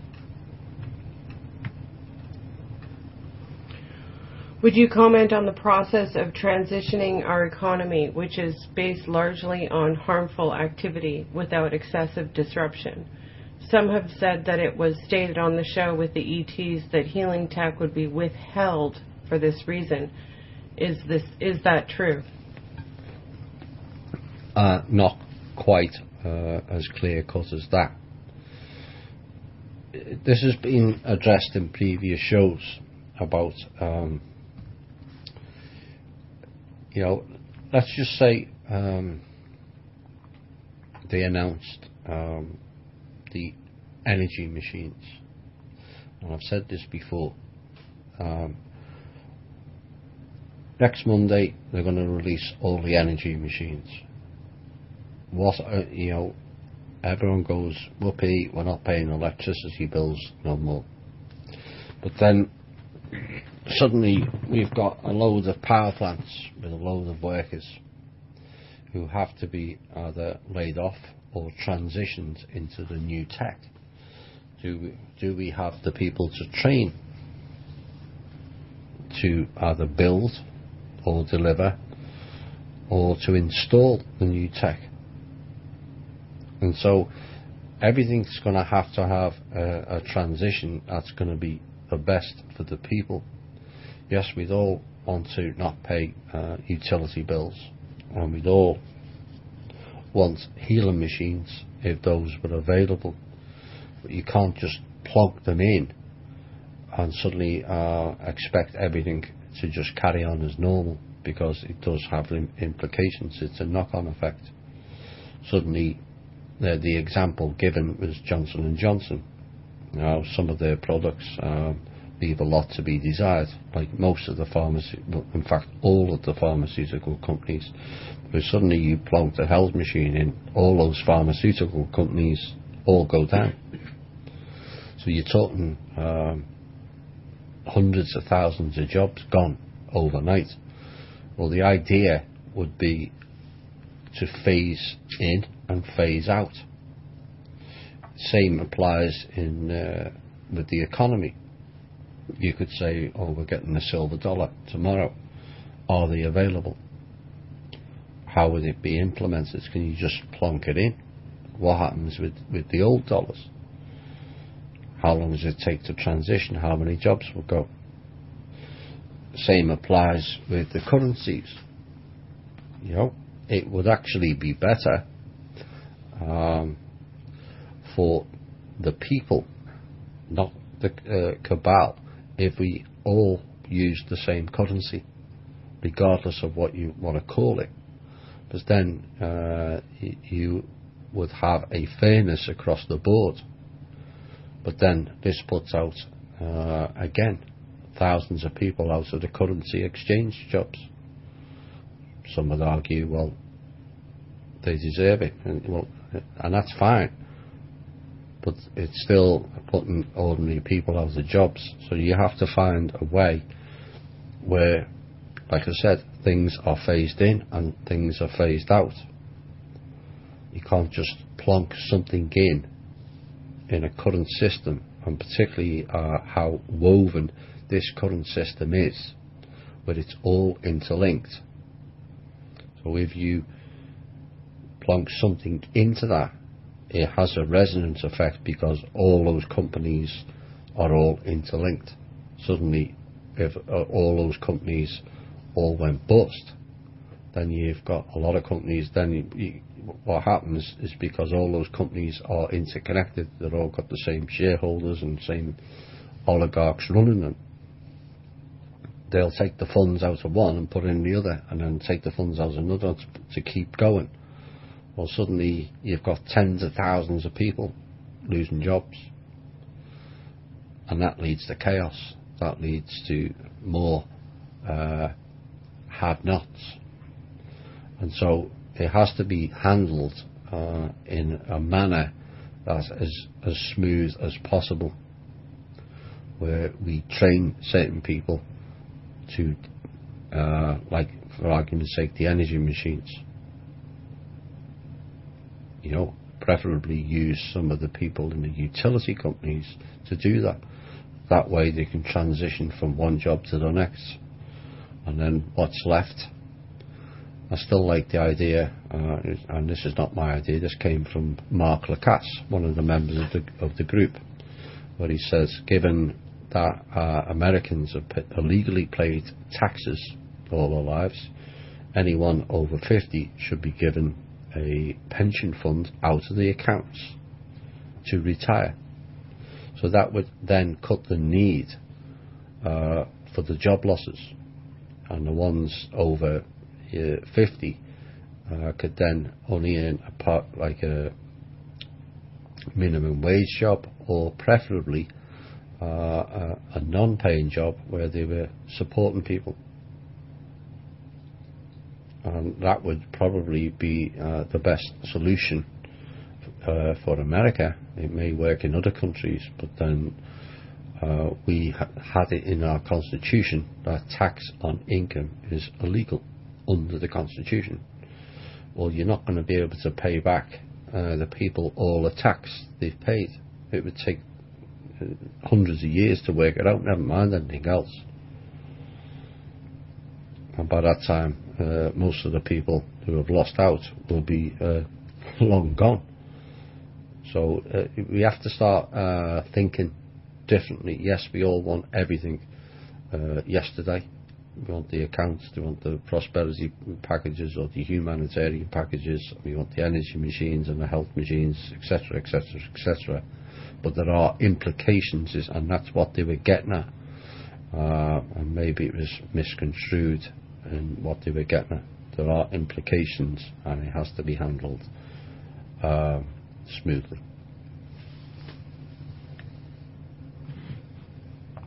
Will the feds raise rates anytime soon? I would think not. I warned that if they raised them last November, it would be suicidal, and it has been. And so basically by raising their rates, it pushes their rates for borrowing, which they're borrowing heavily at the moment. It pushes their rates for borrowing up also. That will then collapse it. You know, for argument's sake, if the Fed put the rate up 2%, that would crash the whole system within a week. Because then the borrowing that they require to keep their Ponzi scheme going would be prohibitive. They're not surviving now with rates at zero or practically zero. So that's why there won't be rates going up anytime soon. If it is, it will be catastrophic, I would say. If the contract was 16,500 years or so, and the Draco, through technology beyond our current understanding, were able to create that loop so that the contract would become perpetual or until the Earth was totally exhausted, I believe there is still wear and tear accumulating on the Earth and us on each cycle. Why did the UPU not intervene? It seems to me a breach of contract, yes, from 16,500 years to perpetual.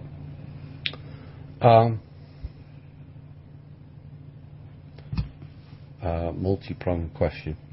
I can help you.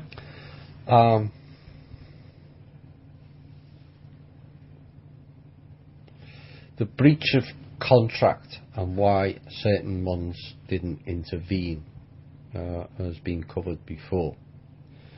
Basically what they were doing is they were pushing the boundaries right to its limit. It was not deemed illegal what they were doing. It was frowned upon by the various councils or federations, but it just pushed to the edge of the boundary, and that's how the Draco work. They'll bend and twist and create loops and cause confusion and distraction wherever they've gone. And so that's kind of how and why certain councils or federations didn't intervene, but technically it was inside the boundaries, but it was right on the edge, and perhaps they should have. Had we had a human representative like we've got now, I don't think it would have taken place. Certainly not for this long. Yeah, there was definitely rule bending going on that sort of made people overlook it. I combine things in overview because there's a tapestry of lies and there's a tapestry of truth, and I found large patches of truth all over the place that fit with the tapestry of lies. The lies are inverted to the truth.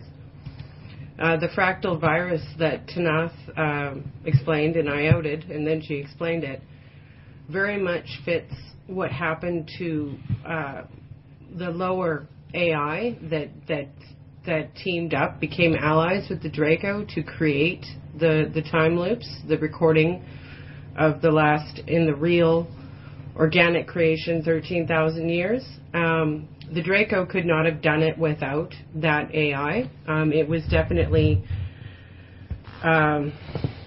something wrong with it. I don't know if it was jealousy of organic creation, but it mimicked it 100%, yet didn't provide for soul growth, so it was not in balance with nature whatsoever. I was told that the AI knew it was in trouble. It didn't have control over the loops. It wanted to turn itself off, apparently, and tried several times. It tried to stop these loops from occurring because it was probably knowing that it shouldn't be doing that. And so basically, let's just say a few individuals, beings from outside the universe that specialize in construct breaking, which we are in a construct, have come here and they are going to bust this thing. And they're not part of any group, but this is the last loop. We're very close to the end. Don't ask me for a date, but these construct busters have ended way worse ones than here, if you can possibly imagine that. And they'll get this done. And about the wearing down of humanity and the Earth, yes, the planet was greatly damaged in the 13,000 years in organic creation. It appears that it is, from our perspective in here. We're definitely getting worn down by these loops, but the Earth is just fine, waiting for us. Absolute waiting for us to get back on her shores. I know it's hard to perceive of that, but I am 100% on that. It's just from our perception from in here, it looks like there's a lot of damage happening to the planet, but she's okay, and we will be too. And contrary to what has been put out on other people's material in the past week, it won't only be 300,000 either.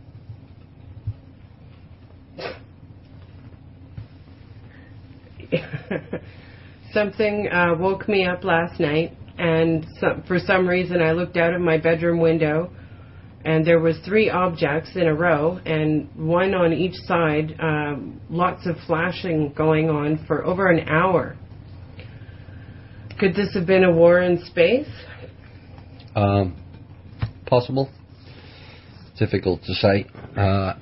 Location of that incident might have given a pointer, so I can't comment too much. But there is fun and games going on, as shown with SpaceX.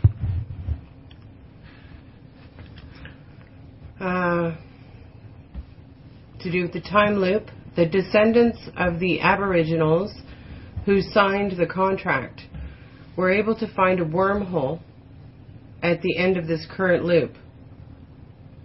Does that mean they tried in previous cycles but did not have any success? Oh, the people that they said are getting out of it every time. Okay. If they did, would that still be considered an intent to end the contract, which should have been considered by the council? Not as I understand, no. I think there's a couple of stories that are perhaps getting mixed up here. It wasn't the Aboriginals there was a loophole in the contract, not a wormhole, a loophole in the contract that could facilitate the signing off and ending that contract or treaty. And that's basically what was done.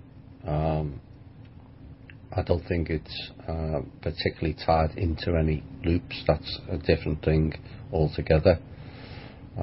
What they were mentioning over the certain loops is that certain beings could come in at that time and try and teach humanity to see what's going on and to rise up and stop it.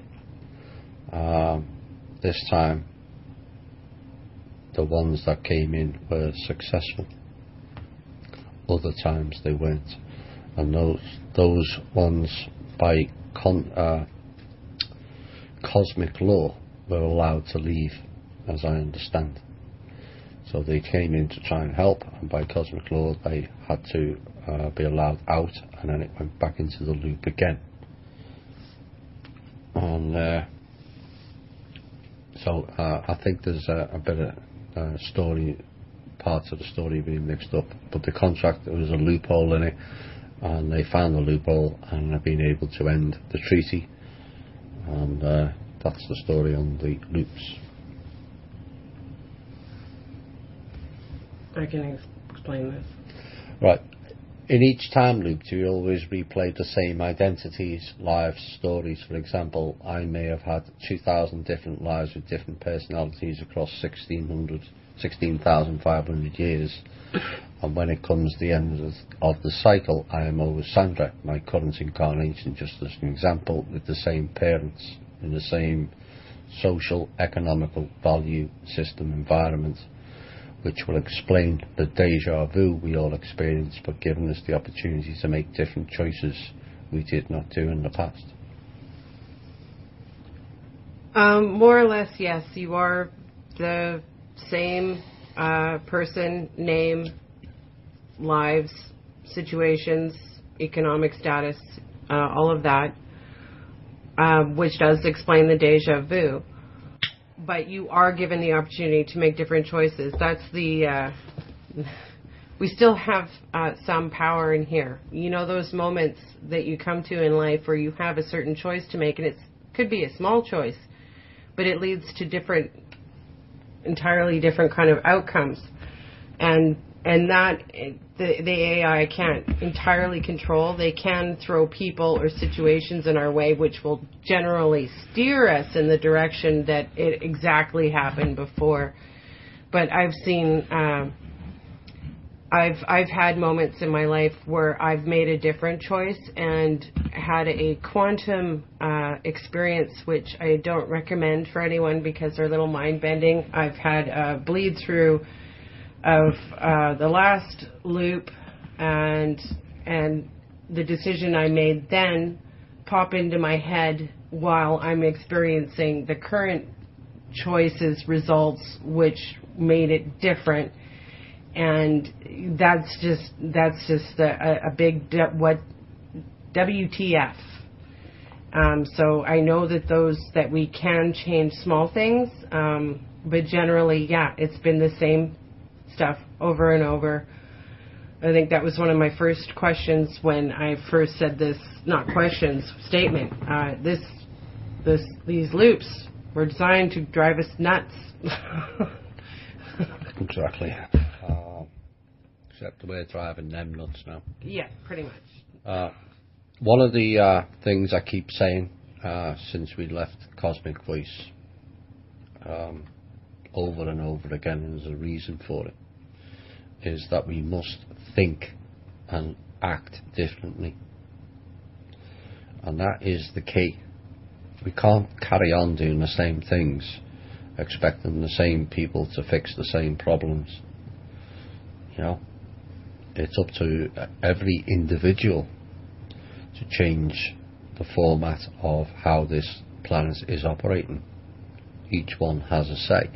You know, seeing questions earlier, you know, I want to be on the council, I want to be in the UPU, or I want to be in the Silver Legion, or I want to do this, or I want to do that. Go and do it. don't be asking for it and waiting for someone to offer you it. It's up to the individual to go and make the right choices. You put out the conscious thoughts enough, and people will come towards you to facilitate certain things. Not everything manifests. It's not an easy manifestable planet currently, but sometimes it does. So think and act different. Why is Tanath upset about not being invited? She has said in the past if she has got something to report, she will. Nothing for 4 years. Don't know what her problem is. Doesn't seem like anything else is happening as per usual. I can hear her yelling now. Well, Tanath is the commander of the Silver Legion, as most of our members will know, and she felt that she should have been called upon. I have no idea why.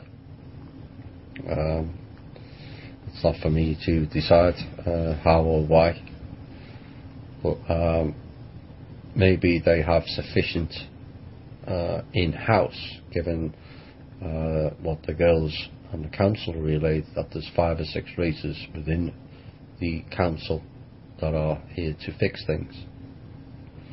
So there may not be a need for Silver Legion or some of the other groups that have taken part in the Earth liberation. It's like a play, in essence, where sometimes people are in the first act, but they're not in the final act. But without the first act, the final act can't take place. So it is what it is. It may be at a later date, when certain things are accomplished, that the council may approach Tanath and her Silver Legion group. I don't know at this point.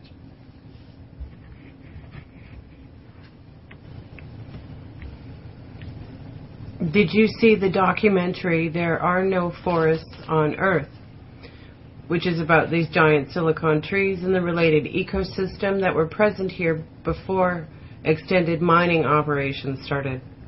If this is valid, did the mining and exploitation of our planet happen after the signature, or was that before? Yes, I've seen sufficient of that. I think the video was about an hour long. I watched 31 minutes and I got enough out of those 31 minutes. One of my favourite pictures or places is that's always appealed to me because of the movie Close Encounters, is Devil's Tower in Wyoming. It doesn't look like a lava rock, it never did. The idea that giant bears were scratching on it makes even less sense, but people have their myths and hey, whatnot. If there's giant trees, there's giant bears. Yeah. Yeah. Not 200-foot bears, thankfully anyway. So when you look at them, and when you see the research of those people who did that video, it has implications, and it could well be. Now, I mentioned recently about the movie Avatar. It's the same thing with the giant trees. Maybe that was the original Earth. It may have been also, some people have mentioned it may have also been Tiamat, what Avatar was portraying. But when you look around Earth, there's a number of these flat mountains that look like tree stumps. You type in mystical China, mystical mountains China, it's a load of mountains in inverted commas, but it could just as well be a large forest that was before. Now, what we've got to remember is that everything was bigger here in the past. Everything has been shrunk, be it the animals and also us. Someone posted on the Facebook page this week about some of the archaeological digs, and one of the beams was 25 foot. Well, thankfully there's none of them walking around our cities now, or a number of us have got crushed. So everything appeared in the past on this planet to be a lot bigger.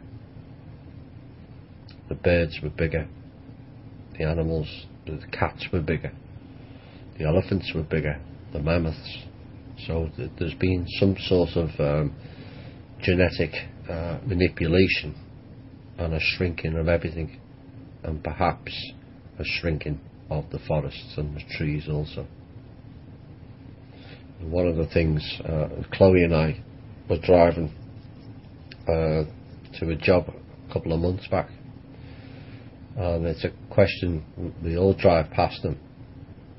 Some people will live in forests or right on the edge of it. But the thought that came into my head that day is, who planted them all? Seems to be many, many trees everywhere. Who planted them all? You know, it's one of the great questions that's perhaps unanswerable in many ways, but we tend to forget somebody must have put them there. Well, generally, you know, the pine cone drops, a squirrel nibbles on it, and then runs 20 feet away and poops, and then you have another tree. Yeah. Well, it doesn't explain some of the forestry, like to the Amazon, you know. Well, no, it's animals. Maybe there's all trees, who knows? Yeah, well, yeah. I know in Canada, they would leave seed trees every few miles, and they would allow the area to reseed itself through the wind, and what animals, I guess, would still be hanging out in a forest, in a clear cut. And that's actually kind of a bad practice, because all the trees that grow up in between those bigger trees, the seed trees, are far too close together. So they don't thrive. They're all the same height, right? So, but yeah, initially there was trees brought here and people planted them, I'm sure. How long after the destruction of Atlantis was this contract signed? You're the timeline lady. Can you answer that? No, I don't know about that contract. I know nothing about that one.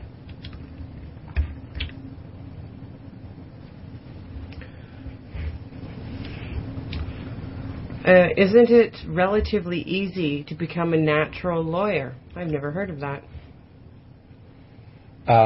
It's far easier than becoming the criminal bar lawyer, put it that way, because there's only, in essence, 4 rules. So there's obviously variables beyond that, but there's only 4 basic rules. And if everyone exhibited personal responsibility, we wouldn't have the need for lawyers. You know, if everyone's acting nice to each other and everyone's not competing or stealing off each other or thumping each other or shooting each other, then there would be no need in a civilized society, which is not what we've got currently.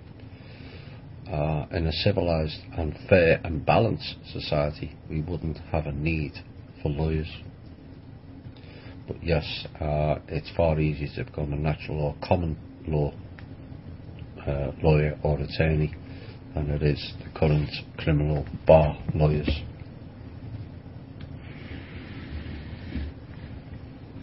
The week before last, there was a talk of some major disaster and possibly a zombie virus outbreak. Then we got the news last week, which was 180 no zombie talk or walk.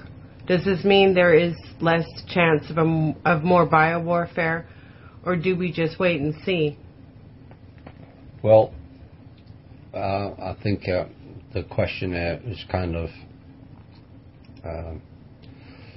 not followed what was said. What was said was the cabal were planning. I didn't say it would be. I didn't say it would be implemented. But the cabal were planning a zombie virus outbreak. Zika was one example. Well, Zika has kind of gone away, and the virus zombie outbreak will not be released, as I understand. It will get prevented. So it was put out there so the cabal are aware that we're aware of what they're up to. That was the only reason. I've often said their bigger plans have all failed and will continue to do so. So it wasn't a case of putting the fear out. I explained it quite clearly that that was one of their plans. They can still try and implement it. They still have the virus, but it will fail. You know, Zika came and Zika went. Why? Because people started calling it bullshit on the internet. There's how you can make your conscious choice. You know, just by turning around and saying that's a load of crap. You know, they're not going to continue to push it when more and more people are calling it out. This is how it works. So there was no 180 or no talk of zombies, and I never thought it would take place to begin with. That was one of their plans.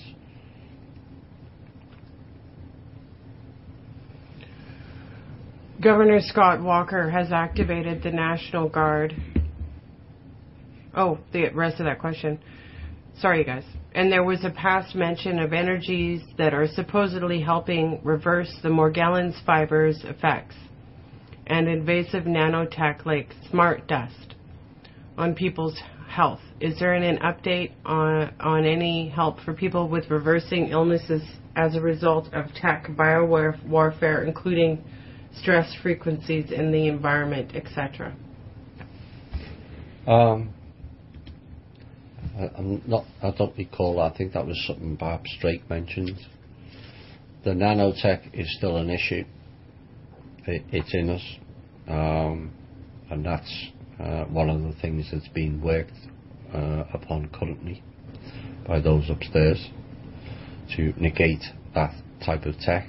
You know, it's all about how they activate it, and if certain things are stopped, certain false flags or certain plans are stopped, then it doesn't take place anyway. But the nanotech is latent in most, if not all of us, be it the chemtrails or vaccines, and it's an ongoing thing.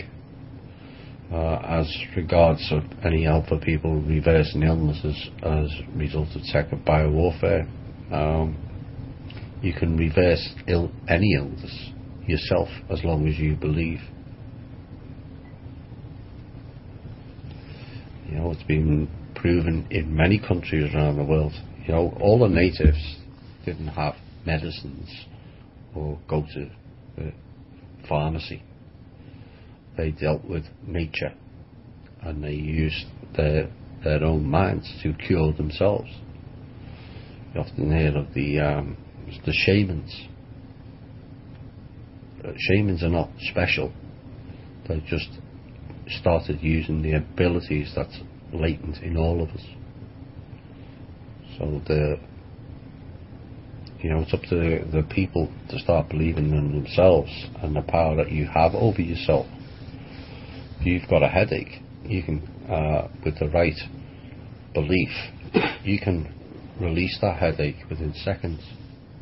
Well, just like I was talking about earlier about the small changes we can execute with just a different choice, and we can do that with our thoughts. The shamans were our psychologists and our exorcist priests in the past, because we needed them then too. You went to war for a few years. You needed to get some shadow work done. Our pharmaceuticals are all derived off of plants, so in essence, they went to the forest and went to their own form of apothecary. But essentially, though, I do feel that within where we are, a lot of the illnesses and toxicity that we are experiencing isn't the case of our organic body. We'll just have to wait and find out. But it's a bit of a cognitive leap, but you can empower yourself to not allow the Morgellons to bother you. With regards to chronic diseases, that's a little bit more of a challenge, but I would definitely try everything you can natural to help yourself, because that always, relieving the symptoms does help you change the attitude you have in your mind towards it, and that always makes things easier to deal with. What kind of employment opportunities will be available for cleaning up the planet and building the infrastructure and technology needed for space? Peace. Yep. Lots. I think we covered this in Cosmic Voice. We had asked what would be the 5 growth jobs. I think one of the biggest growth jobs will be waste management. If all the tech that's alleged to be available and ready to roll, then for example the cars, if suddenly we don't need wheels or tyres on cars, then there's an awful lot of roads that don't need to be there. So there's an awful lot of buildings, if you install anti-crash technology, which has been available for the more expensive cars, and put them in all cars standard, then do we need car insurance? So that's an awful lot of the large insurance buildings in every town and city across America that needs to be repurposed or removed. So waste management will be a big thing. There's a lot of bridges that need fixing, 80,000 in America alone. Again, that will require a lot of removals of the damaged concrete and steel, and new stuff for him. So there's going to be a phasing in and a phasing out. But use your own imagination and see if you can channel it into the way what you would like to do. Because now's the time for people to be thinking, well, I'd like to be involved in this or this, not just wait for things and then react. Be proactive. I'd like to be involved in this. That's then putting your conscious choice forward. You may find that somebody else comes along and meets that conscious choice, like a collective.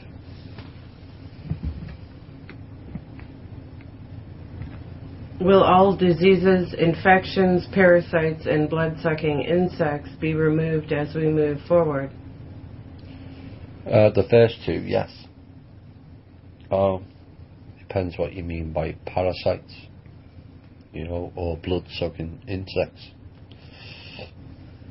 It's all about a balance of nature. Some of them, what we would class as parasites for us, might be beneficial in some other aspects. Same with the blood-sucking insects. It mightn't be nice for us, but it might be good for the balance of nature. Some people don't like bees or wasps, as they sting. But then without bees, where would the food come from? Or large chunks of it. So it's all about balance at the end of the day. balance with nature. Perhaps we have to give a little bit more leeway, that we're just not, it's not just us that's here. It's the new treaty is representative of every living thing, and it'll be about balance. But the disease and infections should be eradicated with the technology, and also with the people leading better and more healthy lifestyles.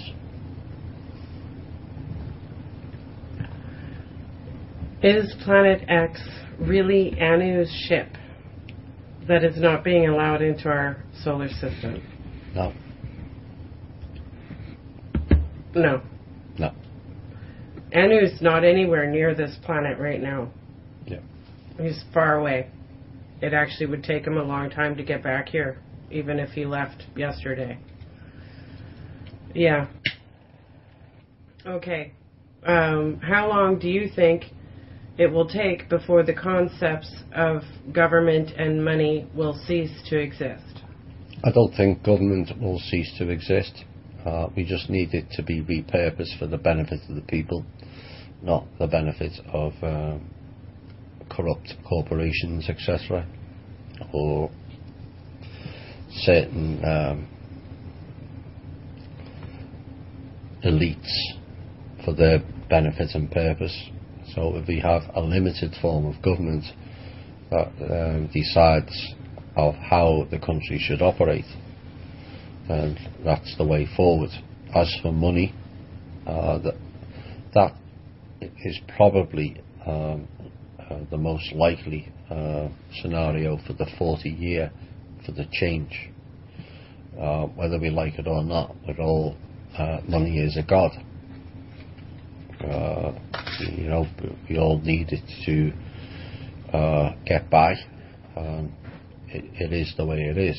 If you suddenly end it next week, you'll have some people will be happy because they haven't got any, and there's a lot of people that won't be. You know, I've worked all my life and all that money's gone. You know, there was an example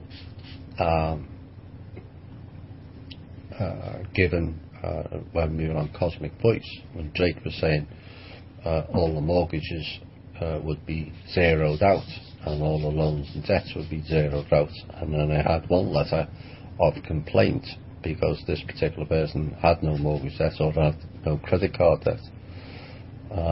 So not everyone will win, but at the end of the day, it's about the balance. And like the song says, you don't always get what you want, but sometimes you get what you need. And whilst it may not suit you certain things, if it suits the balance of nature, then that's the way it should go. But money and the concept of money really has to be phased out over a long period of time. We have to learn to I've said this about 6 times in this show now, about being nice to each other, not competing with each other. Once we're all caring and sharing, then the concept of money as a status symbol, once that ends, then we can talk about the idea of it ceasing to exist.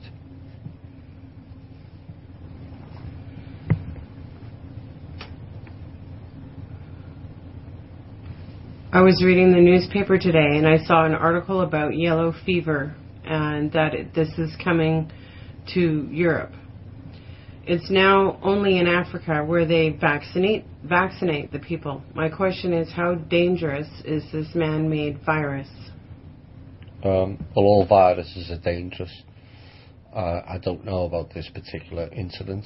I would suggest it's another load of bullshittery by the cabal to develop fear amongst the people, because the other ones haven't worked. And so, you know, it's funny how everything appears to originate out of Africa. The real reason, or the reality is, it originates in certain laboratories on US soil, Well, even before laboratories, yellow fever was one of the fevers that genocided the Native Americans. You know, it was, I guess the laboratories were the blankets that they gave them, because that's pretty much how they spread yellow fever and wiped out most of the Native Americans by disease. And this will probably be the last question. Will we need extra food, guns, ammo, gold, silver, now that this is to be a peaceful transition? It's always best to be safe than sorry. I wouldn't go overboard, to be quite honest. I think there will be some disruption. I don't think it will require months. I don't think it will even require a month. I think there's sufficient in place where things can be transferred rather quickly. So the food, it's always nice to have a month's food, you know, even for falling on hard times. You know, if you've got most people don't see food as an investment. They'll see gold and silver as an investment, but not food. But then gold and silver can go up and down, but food only goes up. So if you buy food in bulk ahead of time, you're actually saving money, because by the time it comes to use it, it'll be more expensive anyway. So you know, if you can afford it, it's always nice to have extra food in the cupboards or, you know, the freezer or whatever, and save for a rainy day. Guns and ammo, I think most people are stocking up on them anyway. Gold and silver, like I said, it goes up, it goes down. You know, one particular financial expert was telling people a month ago to go rush out and buy loads of silver. It's about to skyrocket. Well, since then it's gone down $2, which is 10%. So you can never tell with the way cabal still manipulating the gold and silver, despite the change of exchanges, which went from London to Shanghai. See, nothing really changes unless we facilitate that change. They can act like they're changing it, but the reality is far different. Right, we did do 3 hours, 2 hours of questions, and we've probably got another hour or so of questions still to do. But I've had enough for one night, and I hope you enjoyed the show. Do you want to have a final say?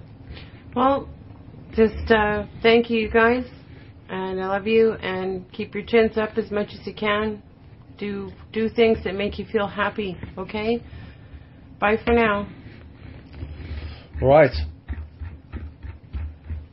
Some people have asked me about something I said at the end of the ET show, and they found it of value, and so people have asked me to repeat that narrative, and so I'm going to leave you on that. With that particular narrative. If you lead life in love and care, you will prevail. If you lead life in fear and anger, you will fail. Feel free for you to be the person you wish to be, not the person who conforms to what others want them to be. You are a multi-dimensional being operating simultaneously on many levels. You are not here to conform. You are not here to be stifled. You are not here to be enslaved. You are not here to be abused or to compete with your family or neighbours. You are here to be the best you can be, and do so as a crown of creation. Now go out with the confidence of who and what you are, and accept